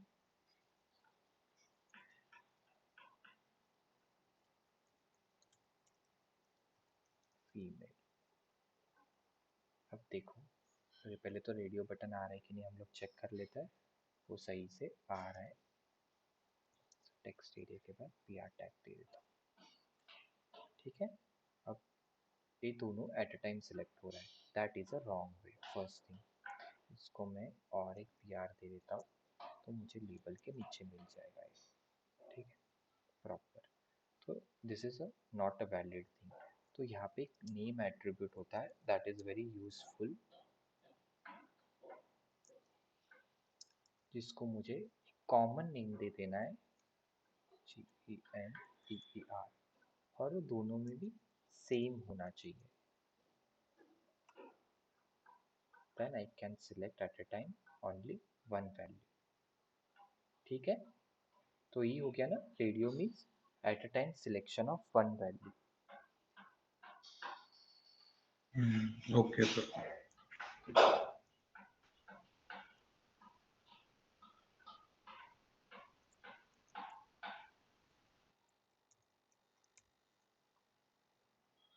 That name could be anything, right? Name could be anything, but that should be unique in both the field. Because same only the radio button name. अब चेकबॉक्स में हमें नेम की जरूरत नहीं, name required but not the same name. Same name की कोई जरूरत नहीं क्योंकि it's eight a time multiple selection.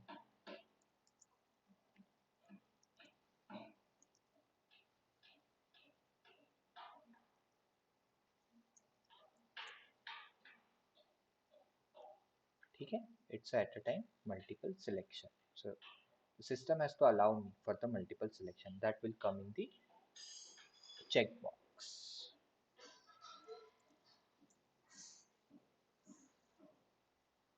ठीक है,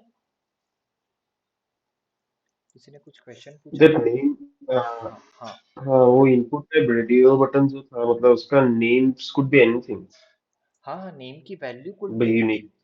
सी don't Okay. Confuse, e this is the same only, this is a attribute name, you can't change it। Okay. हाँ, बस इसकी वैल्यू आप कुछ भी दे Hmm. दो, बट दोनों में सेम होनी चाहिए। Okay. So दोनों. Okay. ओके, So अगर why आप it दोनों में is means why they both are अगर आप same दोनों like में सेम something. नहीं लिखोगे तो वो आपको एट अ टाइम मल्टीपल दोनों सिलेक्ट करने का ऑप्शन दे देगा, तो that is a wrong no. Okay. Gender कभी भी एक ही होता है, Okay. आइदर मेल और आइदर Hmm. फीमेल और आइदर अदर। Hmm. तो इस यूनिकनेस को मेंटेन करने Yeah. के लिए हमें इसकी वैल्यू डिफाइन करनी पड़ती है, that is a same value in both the Hmm. Places. क्योंकि आप जब सबमिट भी Okay. करोगे ना तो आपको दोनों में से एक ही वैल्यू चाहिए डेटाबेस में स्टोर करने के लिए। आप मेल फीमेल दोनों नहीं स्टोर करोगे, करेक्ट? Yes. Yes. Yeah. बराबर, एक बंदे का एक ही हो सकता है ना, या तो Hmm. मेल या Yes. तो फीमेल। तो डेटाबेस में भी मुझे एक ही स्टोर Hmm. करना है, तो उसके लिए मुझे यहाँ पे नाम भी यूनिक होना चाहिए दोनों का, बराबर। नहीं तो हर बार फिर आपको Hmm. Yes. दोनों वैल्यू यूजर सबमिट करेगा तो आपका फॉर्म रॉन्गली सबमिट हो जाएगा और उसमें रॉन्गली डेटा स्टोर हो जाएगा। Okay. ठीक है, क्लियर यहाँ तक? Hmm. This name after checkbox जो आपने दिया है, टेक्स्ट ये आएगा, सॉरी, टेक्स्ट सॉरी, आएगा। फॉर जेंडर लाइक एक ही वैल्यू सिलेक्ट होना चाहिए, या तो मेल और फीमेल। तो उसमें जो आपने नेम जेंडर दिया है, इस जेंडर मतलब ये कुछ भी हो, मैंने क्या है बोला, ना? ये जो इट शुड वैल्यू नॉट है बी। ना, ए वैल्यू आप कुछ भी दो, हाँ हाँ it can be as X Y Z anything, but हाँ हाँ आपने अगर एक्स वाई जेड इसमें दिया हुआ है ना, तो इसमें भी सेम ही देना है आपको। ठीक है, हाँ हाँ, अगर आपने एक्स वाई ठीक जेड है यहाँ ठीक है पे ठीक दे दिया और यहाँ पे पी क्यू आर दे दिया, तो वो एट टाइम दोनों सिलेक्शन का ऑप्शन दे देगा आपको, जो कि रॉन्ग है। है। और मैंने यहाँ पे जेंडर क्यों ओके लिखा, because the name represent a gender only, that's the reason I have given a gender. क्योंकि मेरी ओके। चीजें भी ऐसी होनी चाहिए ना, कुछ भी उटपटांग नहीं होनी चाहिए फॉर्म में भी। देखो, आप कुछ भी कोड लिखोगे ना तो आपका इतना यूनिकनेस होना चाहिए कोड भी, कि सामने वाला अगर आपका कोड भी रिव्यू करे ना तो उसको भी समझ में आना चाहिए। अब यहाँ पे है जेंडर और यहाँ पे आपने दे दिया है कार, ठीक है, हाँ, कोई मतलब दोनों का कुछ तालमेल है? नहीं कोई तालमेल नहीं है। कोई तालमेल नहीं है, फिर सामने वाले को लगेगा हम्म, भाई इसने तो कुछ भी अपने मन पटांग से कोड करके रिव्यू करने के लिए दे दिया मुझे। नहीं, हम्म, देयर इज सम यूनिकनेस, उसमें कुछ तालमेल होना चाहिए, वर्ड्स भी आपके उस कैटेगरी से मैच होने चाहिए। भाई मैं जेंडर ले रहा हूँ ना, तो मैं ऐसा कुछ नाम पे दूं कि वो रिलेटेड होना चाहिए इनपुट के। ठीक है सर। ठीक है, हम्म,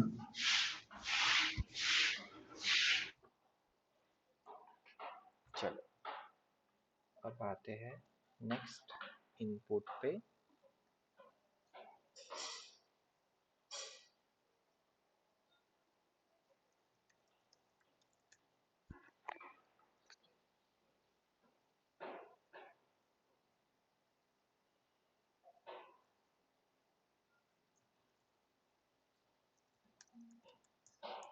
ओके, अब मेरा लॉगिन वगैरह का फॉर्म होगा, तो definitely there is a input which is a password. तो जो भी मैं इसमें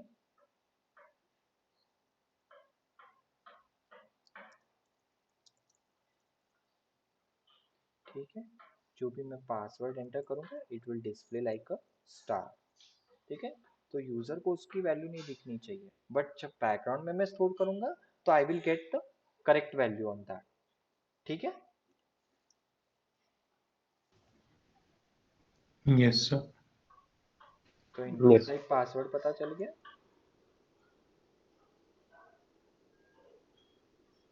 अब होता है आपका ईमेल। अगर आप ईमेल करोगे तो ये आपको एक बेसिक वैलिडेशन भी दे देगा। तो जब तक आपके इसमें नाम भी चेंज होने चाहिए, तो जब तक आपका टेक्स्ट फील्ड में वैलिड ईमेल नहीं होगा एट द रेट और डॉट, तब तक वो आपको फॉर्म सबमिट करने ही नहीं देगा। ठीक है,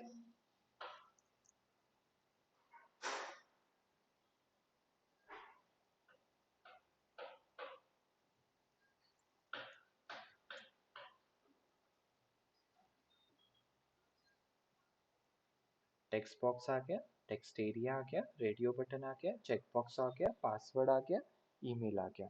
अब होता है, चलो मुझे कुछ रेज्यूमे वगैरह अपलोड सर करना पासवर्ड में रूल्स लगाते हैं लाइक अल्फान्यूमेरिक होना है। वो चाहिए, that is a minimum.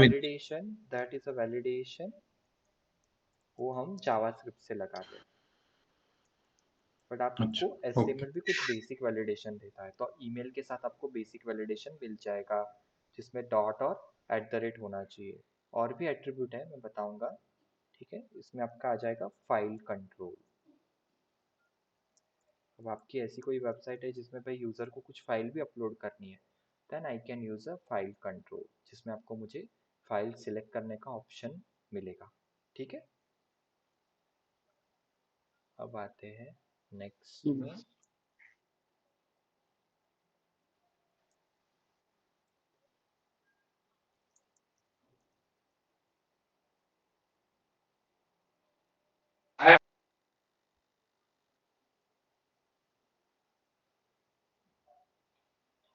Email हो गया आपका, चेक बॉक्स हो गया। चलो कलर यूज़ करते हैं कुछ भाई, user has to select some colour selection. तो यहाँ पे आ जाता है आपका इनपुट टाइप कलर,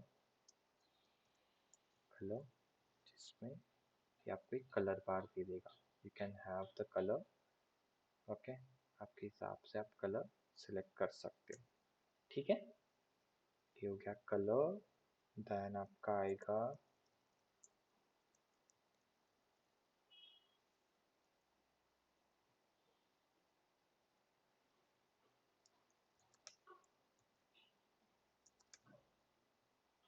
मुझे यूज़र से कुछ डेट वगैरह चाहिए, then I can have date calendar, I can select the date. Okay, yes. Then मुझे कुछ डेट टाइम दोनों भी चाहिए, देन यहाँ पे आ जाएगा आपका डेट टाइम लोकल। इस डेट और डेट टाइम के लिए मोस्टली हम लोग थर्ड पार्टी लाइब्रेरीज यूज करते हैं जो बेटर कैलेंडर वगैरह प्रोवाइड करती है जावास्क्रिप्ट की, jQuery की, बट फिर भी हमें HTML कुछ चीज़ें प्रोवाइड करता है। I can select time also, ठीक है।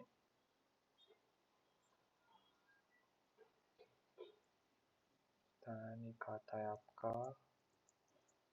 आ जाता है इमेज, आप इमेज भी अपलोड कर सकते हो।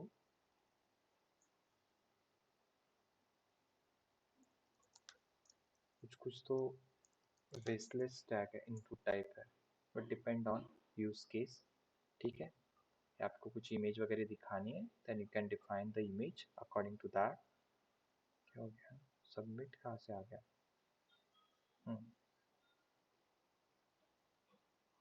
पर्टिकुलर आप और डेट वाइज में और मॉडिफिकेशन कर सकते हो। If you want to show only the month, तो आप इसमें मंथ स्पेसिफाई कर सकते हो।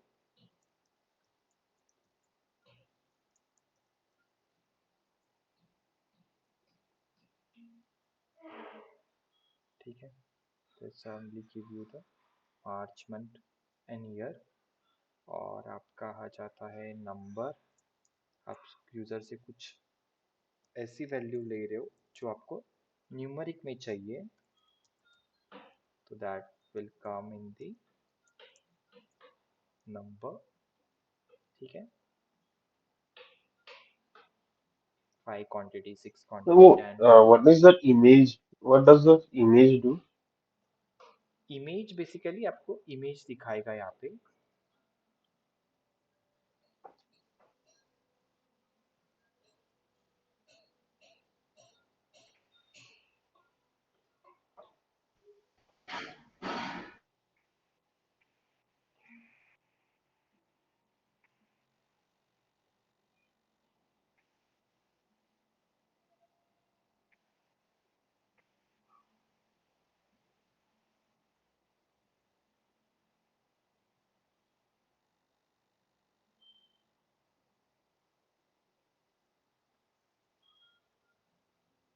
I will explain, just 1 second, मैं एक बार लिख लेता हूँ। एक तो आपका होता है यूआरएल, जो आपका, आपको कुछ भी यूआरएल देना है पर्टिकुलर पर्सन को। जैसे होता है ना कोई आपकी ऐसी साइट है जहाँ पे आ, हाँ, आप naukri.com खोल लो, जहाँ पे आपसे गिटहब वगैरह के यूआरएल मांगते हैं, so that you can use the URL. तो आपकी यूआरएल भी चेक करेंगे और www है कि नहीं, http है कि नहीं यूआरएल में, और दैट यूआरएल इज वैलिड और नॉट। तो ये भी बेसिक वैलिडेशन आपको दे देगा। देन आपका आता है वीक,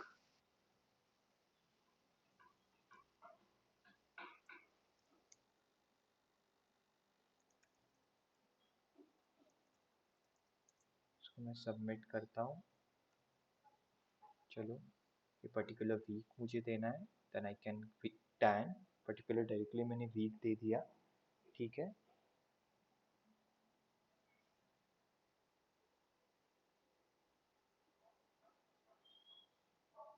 अब हम नेक्स्ट देखते हैं, कुछ बटन्स भी होते हैं, ठीक है, फॉर्म में।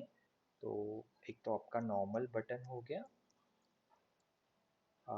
जिसको मैंने सबमिट करके ऐसे बना दिया, ठीक है। इसकी हो गया मेरा नॉर्मल बटन, ठीक है। अब एक होता है सबमिट बटन, जिसका एक्चुअल होता है सबमिट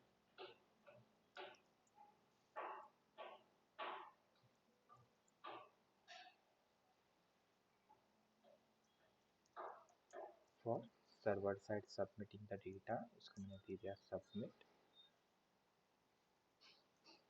ठीक है।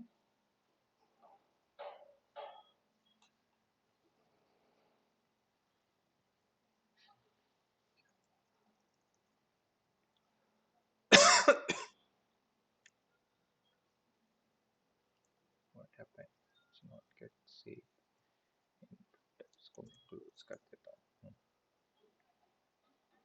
ठीक है। एक हो गया नॉर्मल वाला बटन, ठीक है। एक हो गया इनपुट टाइप सबमिट। तो इनपुट टाइप सबमिट जो आपका बाय डिफॉल्ट फॉर्म को सबमिट कर देगा, बटन टाइप सबमिट जो बाय डिफॉल्ट फॉर्म को सबमिट नहीं करेगा, वो आपको कुछ कोड लिख के और सबमिट करना कराना पड़ेगा उसको, ठीक है। एक होता है रीसेट, अगर मुझे कुछ फॉर्म की वैल्यू मैंने रॉन्ग लिख दी है और मुझे फॉर्म को रीसेट कराना है, then I can have a reset button. ठीक है, तो normal button, submit button, reset button.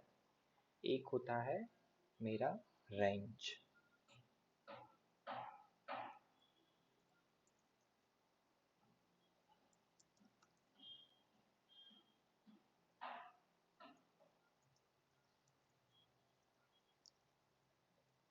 तो रेंज में मुझे पर्टिकुलर कुछ रेंज देनी है यूज़र को, भाई इस रेंज से लेके इस रेंज तक कुछ सिलेक्ट कर, बट आपको इसको और मॉडिफिकेशन करके सही से बनाना पड़ेगा, नीचे नंबर वगैरह दिखाने पड़ेंगे, वो आपका पूरा कस्टम कोड होगा।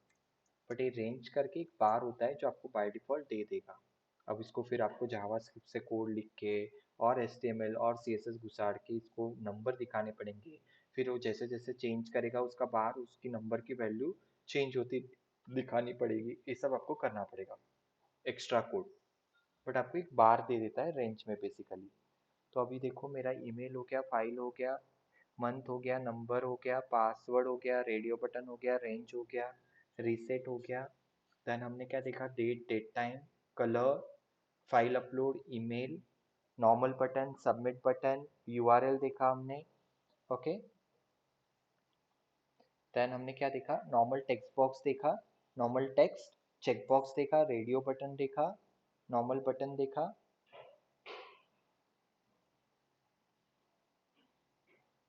और एक होता है हिडन। ठीक है, आप यूजर को दिखा नहीं रहे हो कि फॉर्म में एक हिडन फील्ड है, बट वहाँ पे एक फील्ड है, कुछ आपको बैकग्राउंड प्रोसेसिंग के लिए कुछ वैल्यू आप स्टोर करने वाले हो आपके बैकग्राउंड प्रोसेसिंग के लिए। तो वहाँ पे होता है आपका हिडन, HIDDEN।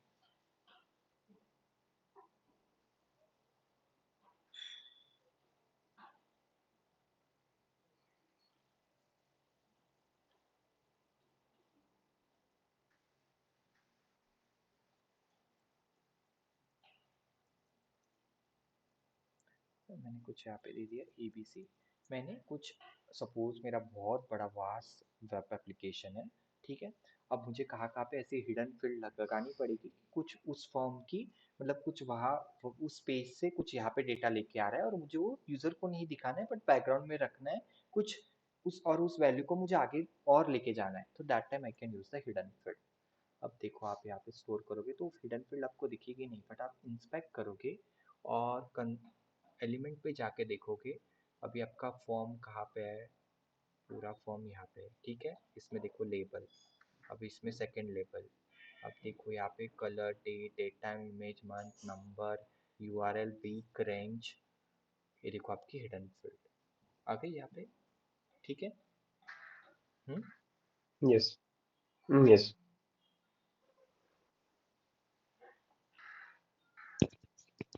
चलो अब आपको क्या बाकी रह गया, आपका इमेज।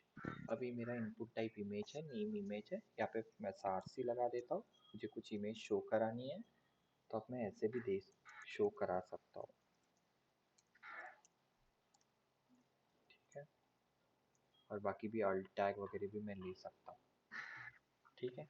ऐसे भी मैं इमेज टैग को इनपुट टाइप इमेज से शो करा सकता हूँ, इसकी हाइट विड्थ भी दे सकता हूँ और अल्ट भी डिफाइन कर सकता हूँ। जैसे मैं इमेज टैग से दिखा रहा था सेम एज इट इज, मैं यहाँ पे भी ऐसे भी दिखा सकता हूँ। और आप इसको फिर कुछ ऐसे आइकन्स है जो आपको दिखाने हैं तो आप इनपुट टाइप से दिखाओ, फिर उसको कहीं पे लेके जाना है, उसको यूजर क्लिक करेगा तो आपको कहीं पे रिडायरेक्ट कराना है तो आप करा सकते हो। ऐसे प्रीवियस नेक्स्ट के भी बटन होते हैं ना, तो आप वो भी मैनेज कर सकते हो इससे, ठीक है। ओके। हम्म, यस। तो आप हाइट विड्थ भी दे सकते हो कंटिन्यू सेम। तो ये हो गया आपके सारे फॉर्म के एट्रीब्यूट। ओके, अब मैंने मेथड, फॉर्म के दो एट्रीब्यूट बता दिए थे, एक्शन एंड मेथड। अब इनपुट टाइप में एक आपका होता है required is equal to true. ये आपको क्या देता है, बेसिक वैलिडेशन देता है आपको ये, जब तक आप फॉर्म सबमिट नहीं करोगे ये आपको अलाउ नहीं करेगा। देखो, please fill out this field, क्योंकि इस फील्ड में कुछ भी वैल्यू नहीं है। तो आपका एक नॉर्मल रिक्वायर्ड फील्ड का वैलिडेशन आप HTML5 के थ्रू अचीव कर सकते हो। ठीक है। Okay. Yeah.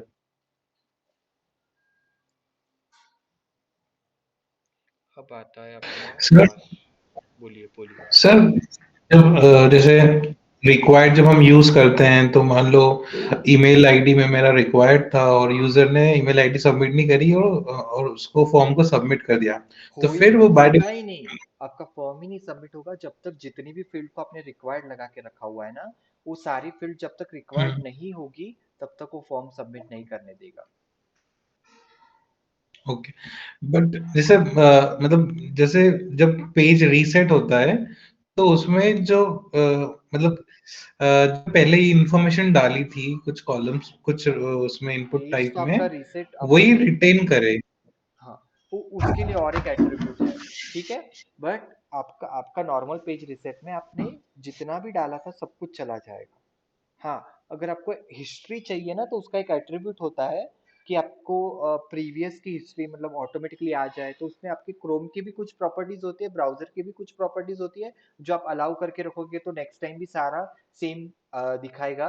और एक फॉर्म की भी एट्रीब्यूट होती है, अच्छा। मैं बताता हूँ आपको कि कौन सी हम्म। एट्रीब्यूट होती है। बट एक ओके फॉर्म की ओके। एट्रीब्यूट होती है जो मैंने सुना है और हम्म देखा भी है।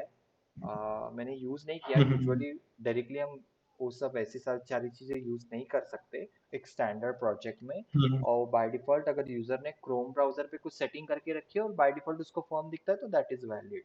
बट हम फॉर्म में कुछ नहीं लगा सकते। But there is a one attribute जो आपकी ओके ओके। फॉर्म की हिस्ट्री लेके आएगा। मैं बताता हूँ आपको। हम्म हम्म ठीक है। तब तक मैं क्या बता रहा था, रिक्वायर्ड वाले कॉन्सेप्ट हो गए हमारे। तो आप इसको ऐसे मल्टीपल फील्ड में दे सकते हो। हाँ, अब मैं आता हूँ यहाँ पे पासवर्ड वाली फील्ड, जिसमें मेरा मिनिमम लेंथ, मिनिमम मुझे 5 कैरेक्टर चाहिए और मैक्सिमम मैं यूज़र को 10 कैरेक्टर अलाउ करना चाहता हूँ। ठीक है। तो ये आपका मिनिमम और मैक्सिमम लेंथ का वैलिडेशन हो गया। पासवर्ड किधर गया मेरा।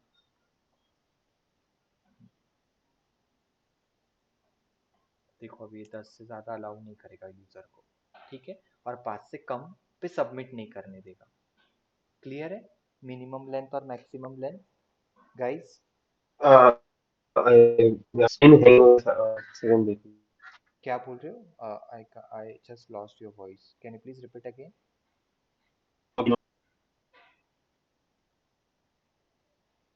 Okay. मतलब screen hang था तो सॉरी सॉरी, एक minute, I lost your connectivity. क्या इंटरनेट को। Hello hello.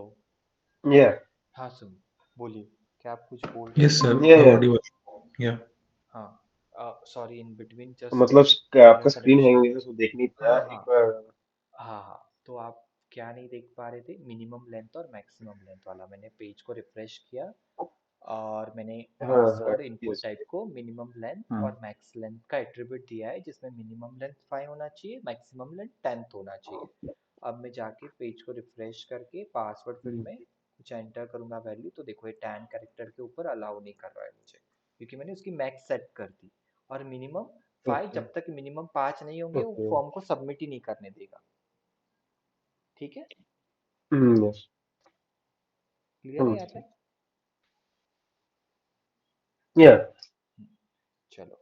अब आपके मैंने नेम एट्रीब्यूट बता दिया आपको, टाइप एट्रीब्यूट बता दिया, आईडी और क्लास वो तो डिपेंड है अगर आपको कुछ सीएसएस अप्लाई करनी है।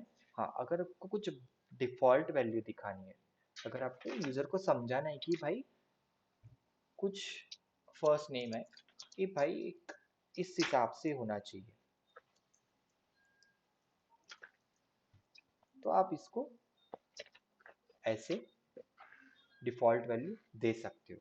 ठीक है, क्लियर है? अगर यूजर कुछ नहीं एंटर करेगा तो ये Okay. डिफॉल्ट वैल्यू स्टोर हो Hmm. जाएगी डेटाबेस में। क्लियर है? अब यूजर को कुछ Hmm. डालना है तो वो ऐसे ओके करके डाल सकता है, हाँ. कट करके। ठीक, अब ये हो गया वैल्यू। अब भाई ये हो गई वैल्यू। अब मुझे कुछ ऐसे दिखाना है कि यूजर को मैं मैसेज दे पाऊँ वहां पे। प्लेस होल्डर, इसमें मैं कुछ कुछ HTML5 की, मोस्ट प्रोबेबली मैंने HTML5 के भी एट्रीब्यूट कवर किए और इनपुट टाइप भी कवर किए। तो प्लेस होल्डर भाई यहाँ पे बोलो यूजर को एंटर लास्ट नेम, तो ऐसे कुछ प्लेस होल्डर मैसेज दे दिया। ठीक है, एंटर लास्ट नेम।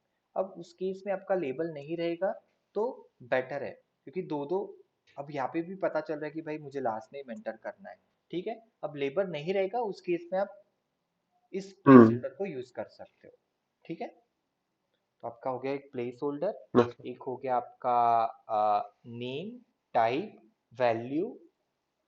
ये लेबल है तो इसको भी आप एक नेम दे सकते हो विद हेल्प ऑफ फॉर, जो अंडरस्टैंडिंग के लिए और कुछ CSS के लिए भी आप यूज कर सकते हो। भाई ये मेरा एफ नेम है, मतलब फर्स्ट नेम है, तो इसको भी आप एक फॉर एट्रीब्यूट लगा के बता सकते हो कि भाई ये वाला लेबल फर्स्ट नेम के लिए यूज हो रहा है। ठीक है, अब होती है एक रीड ऑनली। अब मैं सर सर ये फोर फोर फोर एट्रीब्यूट क्या करेगा? ये सिर्फ बताएगा कि भाई कैन ये रिपीट? लेबल फर्स्ट नेम का है। अब ये देखो, इस लेबल को मैं दे देता हूँ फॉर। फॉर मतलब किस चीज के लिए? एल नेम के लिए है। ठीक है, क्लियर है? हम्म, ओके। ठीक है। अब एक होता है रीड ऑनली। तो ये आउटपुट फॉर्म में दिखेगा सर, ये नहीं नहीं नहीं फर्स्ट नहीं नेम एफ नहीं नेम नहीं, जो लिखा है आपने? वो सिर्फ आपकी अंडरस्टैंडिंग के लिए है। उसका आउटपुट से क्या लेना देना ही नहीं है ना। हाँ ठीक है, हाँ, तो ठीक है, ओके। सॉरी। अगर आप रीड ऑनली करते हो तो देखो आपका एक फर्स्ट नेम है ना, सिर्फ रीड ऑनली होगा, Hmm. एडिटेबल नहीं होगा। That field is not editable, only user can read. और जब भी सबमिट होगा वो डिफॉल्ट वैल्यू सबमिट हो जाएगा। Okay. आप उसको मॉडिफाई नहीं कर सकते हो। ठीक है। तो हमने कौन से Yes. देखे? Okay sir. इनपुट के कौन से एट्रीब्यूट देखे? Type, name, value, required, read only, placeholder, then minimum length, maximum length. ठीक है,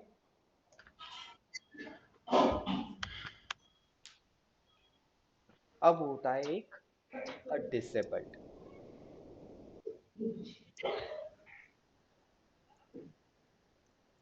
ठीक है, अब डिसेबल्ड में आपकी फील्ड डिसेबल्ड हो जाएगी, वो भी रीड ऑनली के हिसाब से। अब ये लास्ट नेम को मैंने डिसेबल अप्लाई किया है, वो भी डिसेबल्ड हो जाएगी, कुछ भी नहीं दिखेगा। ग्रे कलर, एक लाइटिश ग्रे कलर दिखेगा। बट जब भी फॉर्म सबमिट होगा ना, इसकी वैल्यू फॉर्म सब, इसकी वैल्यू सबमिट नहीं होगी। That is the main difference between read only and disabled. ठीक है, Okay. हेलो। Yeah. हम्म, Yes. Yes. समझा Yes. है? यहाँ पे क्लियर हुई बात? हम्म, हाँ हाँ हाँ. Yes. अब एक होता है साइज एट्रीब्यूट। ठीक है, अब समझो कोई मेरा ऐसा टेक्स्ट फील्ड है। अब इसको मैं रीड ऑनली हटा देता हूँ, नहीं तो ये काम नहीं करेगा, क्योंकि ऐसा है ZE इज इक्वल टू, भाई मुझे सिर्फ इसमें 10 कैरेक्टर एंटर करने के लिए अलाउ करना चाहिए, साइज होना चाहिए उस टेक्स्ट फील्ड का। तो देखो ऑटोमेटिकली साइज छोटा हो गया। हम्म, उस टेक्स्ट फील्ड की साइज छोटी हो गई 10 लेंथ के हिसाब से। Okay, that is nothing but the size of the particular input field box. Max length और मिनिमम लेंथ तो मैंने बता दिया आपको। जो डिफॉल्ट वैल्यू होती है टेक्स्ट बॉक्स की, वो 20 होती है। ऑटोमेटिक जो आता है ना size of the text box, वो डिफॉल्ट 20 होती है। ठीक है, आप उसको चेंज कर सकते हो रिक्वायर्ड टू। अगर कहीं कहीं पे भी ऐसी रिक्वायरमेंट होती है कि भाई थोड़ा सा टेक्स्ट बॉक्स मुझे बड़ा दिखाना है, तो आप उसकी वैल्यू कम ज़्यादा कर सकते हो। मिनिमम लेंथ मैक्स लेंथ मैंने बता दिया। ठीक है। हाँ, अब मुझे यहाँ पे एक और एक चीज़ बतानी है। हमने यहाँ पे सिलेक्ट ऑप्शन नहीं लिया ना। हाँ, select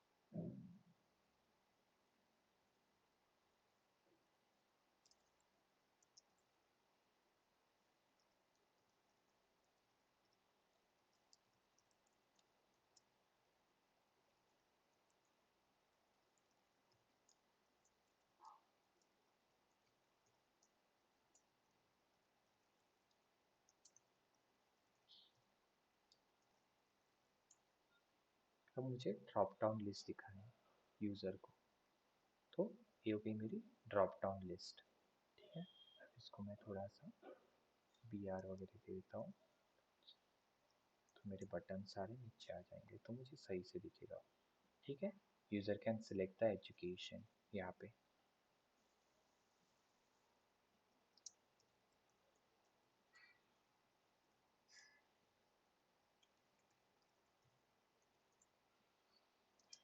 वैल्यू अगर मुझे डेटाबेस में सबमिट करानी है तो मुझे यहाँ पे वैल्यू देनी पड़ेगी कि किस हिसाब से मुझे डेटाबेस में स्टोर करना है, कैपिटल और स्मॉल। तो कैपिटल में स्टोर करना है तो मैं कैपिटल वर्ड लिखूंगा यहाँ पे वैल्यू के लिए, और स्मॉल में लिखना है तो स्मॉल लिखूंगा। बट यहाँ पे देखो एट अ टाइम मुझे एक ही सिलेक्शन का ऑप्शन मिल रहा है। ठीक है, आइदर बी सी ए और आइदर एम सी ए। अब यहाँ पे मैं मल्टीपल कर दूँ,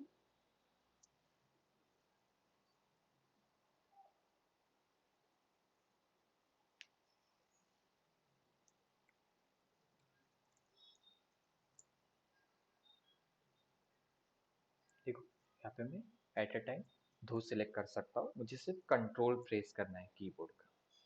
ठीक है, अब दोनों वैल्यू डेटाबेस में स्टोर हो जाएगी, सबमिट हो जाएगी फॉर्म सबमिट के लिए। अब वहाँ पे भी कुछ मॉडिफिकेशन करना है, you can have modification and you can store according to that. Clear हुआ ये वाला फंडा? Hello hello, yes sir, yes sir.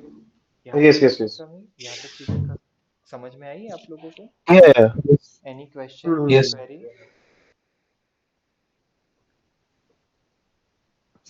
नहीं.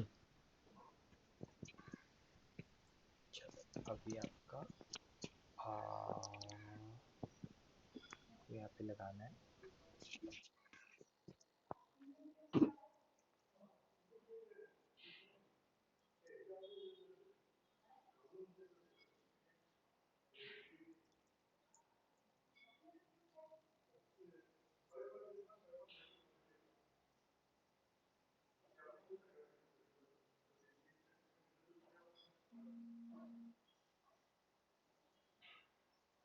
ठीक है, अब ऑटो फोकस लगा दिया तो अब मेरा कर्सर का फोकस मेरे फील्ड में ऑटोमेटिकली डिस्प्ले हो जाएगा। दिख रहा है आपको मेरे कर्सर का फोकस वहाँ पे दिख रहा है, मेरा कर्सर ऑटोमेटिकली फोकस हो रहा है वहाँ पे। स्टार्टिंग स्टार्टिंग लेटर पे। हाँ, क्योंकि मैंने वहाँ पे दे दिया है ना। हम्म। Hmm. ठीक है, Yes. अब Yeah. Hmm. मुझे कहाँ गया मेरा कोड? हाँ, अब मैंने यहाँ पे इमेज लिया था, तो इमेज को मैं हाइट विड्थ वाले एट्रीब्यूट स्पेसिफाई कर सकता हूँ।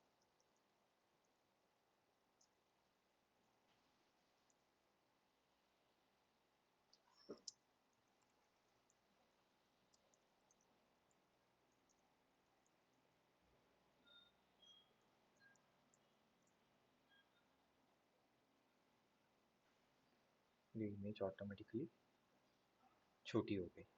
ठीक है, क्लियर है? Hmm. See. Yeah. अब मुझे सर आपने ऑटो फोकस किधर दिया है? टेक्स्ट फील्ड के फर्स्ट वाले इनपुट बॉक्स को, ये देखो। फील्ड। हाँ, ओके ओके,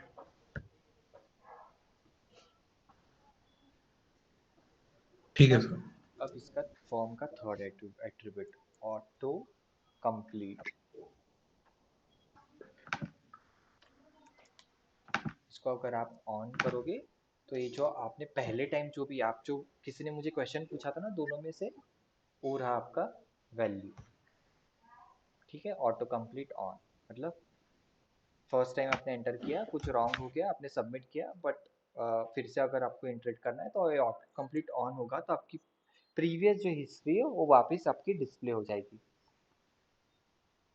तो आपको ऑटो ओके सर। कंप्लीट का काम क्या करता है, जो भी आपकी टेक्स्ट बॉक्स की वैल्यू है उसको प्रिडिक्ट करके रख, ब्राउजर को अलाउ करता है प्रिडिक्ट करने के लिए, तो आपका ब्राउजर स्टोर करके रखता है और फिर नेक्स्ट टाइम आपको सजेस्ट करता है। ठीक है। ओके। Okay sir. और तो मतलब क्या वो लिखा होगा या समथिंग लाइक व्हेन वी वो कर्सर आपके जब मूव टेक्स्ट बॉक्स करेंगे में तब अगर आपने वो। नेम पहले एंटर किया है कहीं पे कहीं और फॉर्म पे और आपने हाँ हाँ सबमिट कर दिया है और आपका हाँ ऑटो कंप्लीट ऑन है वो वेब पेज पे, तो आपका नेक्स्ट हाँ। टाइम भी आपको सजेस्ट करेगा कि भाई वो ऑटोमेटिकली उस मैचिंग सारी वैल्यू यहाँ पे भी आ जाएगी आपकी इस वाले फॉर्म में भी। Okay okay. ठीक है, तो आपको वो बोलते हम्म हैं ना थोड़ा कम एफर्ट लगा लगा सकते हैं हम लोग, वो हिसाब कहीं पे हिस्ट्री हम्म। स्टोर करके रखते हो, तो ये सब सारी चीज़ है बेसिकली। हम्म। ठीक है, और क्या, बहुत कुछ देख लिया हमने। ठीक है चलो, बाकी कल देखेंगे। अब आपको कुछ क्वेरी है तो you can ask me, this 10 minutes we have for the query discussion. बाकी कुछ पेंडिंग वाला हम कल देख लेंगे। ऑलमोस्ट HTML4 ख़त्म जैसा है, क्योंकि बाकी तो मोस्टली मैंने इसमें HTML5 भी बहुत सारे कवर किए, तो भी और है HTML5 में टैग्स वगैरह, उसको भी हम अच्छे तरह से देखेंगे कल के सेशन में। बट अभी आपको कुछ क्वेरीज है, क्वेश्चन है, तो यू गाइस कैन आस्क मी। कल और मंडे। कल करेंगे ना, या नहीं मंडे करना है? कल ठीक है एक्चुअली मैं सुबह में हाँ थोड़ा बाहर हूँ। हाँ हाँ, इफ कोई प्रॉब्लम इवनिंग नहीं। में हो सकता है तो पॉसिबल है। नहीं नहीं, विल हैव अ मंडे, क्योंकि फिर आप प्रैक्टिस भी करोगे ना आज, इतना सारा पढ़ा है, हाँ पढ़ा हाँ हाँ। पढ़ा है ऑलरेडी आपने, तो ठीक है। वैसे हमारा मंडे सेशन आ ही रहा है ना, तो मंडे कर लेंगे। ठीक है। ठीक है। आपको कोई क्वेश्चन किसी को दोनों में से? अभिषेक? सर ये इसके लिए हमको जावा भी आनी चाहिए क्या? क्यों? सीखेंगे क्या? क्यों? मतलब कोई रिक्वायर्ड है क्या? नहीं ना? नहीं, नोड पढ़ रहे हो ना सर्वर अ, साइड, हम्म। बस हो गया। कोई एक सर्वर साइड अच्छा। प्रोग्रामिंग आ गई, कोई एक फ्रंट एंड साइड प्रोग्रामिंग आ गई। अच्छा मतलब सर वो जैसे जो ऊप्स कॉन्सेप्ट होते हैं वो सब अ, वो, उनकी रिक्वायरमेंट है क्या सर इसमें? आपका नहीं ये ना? नोड जेएस वाला है, तो नोड जेएस में तो अ, आप उप कॉन्सेप्ट कैसा है ना, उप कॉन्सेप्ट है ना बहुत कॉमन है, बहुत सारी जगह पे यूज होता है उप्स हम्म कॉन्सेप्ट। ठीक है, तो आप हम्म उप्स कॉन्सेप्ट थोड़े पढ़ सकते हो खुद के हिसाब से, इसमें कोई हार्ड एंड कोर नहीं है, जस्ट अंडरस्टैंडिंग करो भाई कि इनहेरिटेंस हम्म क्या है। हाँ, मुझे फादर की प्रॉपर्टी इनहेरिट करनी है तो चाइल्ड को ऑटोमेटिकली इनहेरिट हो जाएगी। अ, उसके 5 पिलर है, major pillar: inheritance, interface basically, आपका encapsulation, hmm then polymorphism, data hide कैसे करना है, फंक्शन ओवरलोडिंग, फंक्शन ओवरराइडिंग। तो ये सारी चीज़ें जस्ट अंडरस्टैंडिंग होगी आपको, थोड़ा सा टेक्निकली आप उसमें स्ट्रांग होगे, तो आपका थोड़ा सा कोड करने का तरीका भी अच्छा हो जाता है। ठीक अच्छा। है, तो आपका ठीक कैसे हो गया ना, वो है। कैसे हो गया ना भाई, आईटी का पिलर है वो। Okay okay. जावास्क्रिप्ट में तो इतना उप्स कॉन्सेप्ट है नहीं, बहुत ही बेसिक है। क्लास ऑब्जेक्ट कैसे क्रिएट करते हैं, बस वो भी है, दिस कीवर्ड कैसे यूज करते हैं, बहुत ही बेसिक है। और यहाँ पे ऐसी कोई प्रोग्रामिंग लैंग्वेज नहीं है जो हम पढ़ने वाले जिसमें आपको उप्स कॉन्सेप्ट की भी जरूरत पड़ेगी, कि नोड.जेएस में भी जरूरत नहीं है। नोड.जेएस में सिर्फ आपको स्ट्रक्चर समझना है कि आपको स्ट्रक्चर कैसे डिजाइन करना है और एपीआई कैसे क्रिएट करनी है, क्योंकि उसमें ज्यादातर कॉन्सेप्ट ES6 के यूज करने वाले हो आप। कॉल बैक फंक्शन कैसे होता है बेसिकली, रिक्वेस्ट रिस्पॉन्स ऑब्जेक्ट कैसे होता है, मेजरली मेथड वगैरह बनाओगे आप उसमें, तो इंपोर्ट एक्सपोर्ट हम्म। कैसे होता है, वो सब उसकी मेजर अंडरस्टैंडिंग है वहाँ पे। मॉडल क्या ओके होता है, सर। कंट्रोलर क्या होता है, राउट्स क्या होते हैं। और आपका जो रिएक्ट जेएस है उसमें आपका पूरे रिएक्ट के कॉन्सेप्ट अंडरस्टैंडिंग है। तो आप बेटर है खुद भी पढ़ सकते हो, कोई प्रॉब्लम, अगर if you have any kind of doubt then you can ask me, no issue. ठीक है, हाँ हाँ। Okay okay sir. बट हाँ, अब मैं ऐसे नहीं सजेस्ट करूंगा कि आपको जावा ही पढ़ना चाहिए। देखो जावा के साथ भी उप्स है, सी प्लस प्लस के भी साथ उप्स है, उप्स कॉन्सेप्ट है। हम्म, ठीक है। हम्म, तो आपको जो पढ़ना है वो आपके लिए। वैसे तो सी प्लस प्लस लैंग्वेज तो कहीं पे यूज होती नहीं है, वो सिर्फ आपको कहीं पे अलग तरीके का क्या बोलते हैं हम लोग, जिसमें आपका सी सी प्लस प्लस तो मेजरली हम मतलब हमारा जो वेब एप्लीकेशन बनाने बनाने में तो यूज़ नहीं होता है बेसिकली। ठीक है। हम्म, तो हम्म, जस्ट आपको अंडरस्टैंडिंग है कि भाई आपको सी प्लस प्लस के कॉन्सेप्ट बहुत सारे पता है, उसके सी प्लस प्लस में मेजर ऑब्जेक्ट ओरिएंटेड प्रोग्रामिंग आता है, जावा में आता है, डॉट नेट में आता है और पीएचपी में आता है बेसिकली। तो जैसे आपको अंडरस्टैंडिंग है, कॉन्सेप्ट अच्छे से पता है, तो आपको थोड़ा कोड करने का तरीका भी अलग हो जाता है। ओके सर, ओके, ठीक। ठीक है। बट आप उसके लिए कंप्लीट जावा पढ़ना, दैट इज अनदर पार्ट, वो एक अलग लेवल की चीज हो गई। हाँ, मतलब वही, तो जावा से डर लगता है तो मेरे को लगा कि हाँ, नहीं।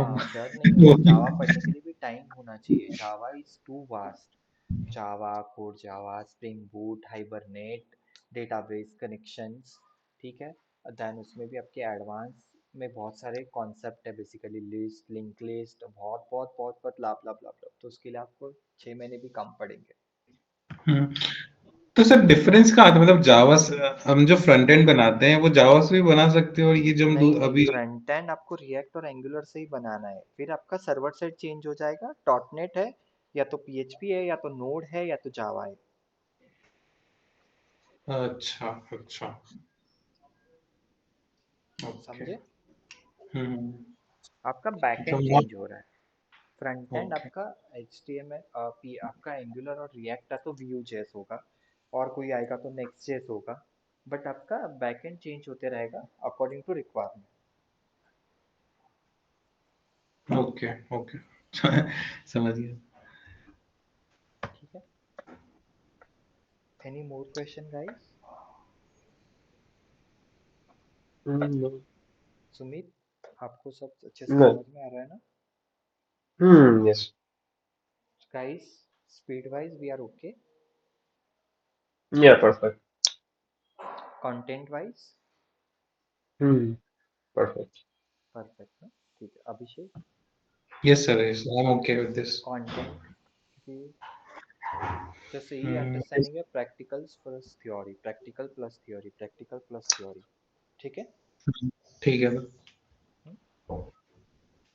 हम्म, चलो फिर एंड करते हैं सेशन। Any feedback? सब चल रहा है। हाँ, sorry. Yes, Everything is going smooth. Okay. Yes sir. ठीक। ठीक है then will meet Monday. Hmm. I will send the Hmm. Calendar. मैंने शायद कल के लिए भी कैलेंडर में, I will cancel, I will send you the new calendar. तो अभी नेक्स्ट वीक तो हमारा फिक्स रहेगा, Monday Wednesday, Hmm. Monday Wednesday, आपका फ्राइडे सैटरडे। ठीक है। Hmm. ठीक। Okay sir, okay. So next week से मैं एक पूरा कैलेंडर शेड्यूल कर दूंगा, और सैटरडे का मैं सेपरेट करूंगा क्योंकि हमारा टाइमिंग अलग होगा सैटरडे के लिए। बाकी 8:30 टू Okay. 9:30 रहेगा, मंडे वेनसडे फ्राइडे 8:30 टू 9:30, और Saturday 10 to 12। Hmm. Sure. Okay sir, okay. Okay. चलो हम्म, ठीक Hmm. है। Sure. ओके चलो bye. Thank you, thank thank you. You. Okay. Thank you. चलो या, bye bye, thank you, bye. Bye bye.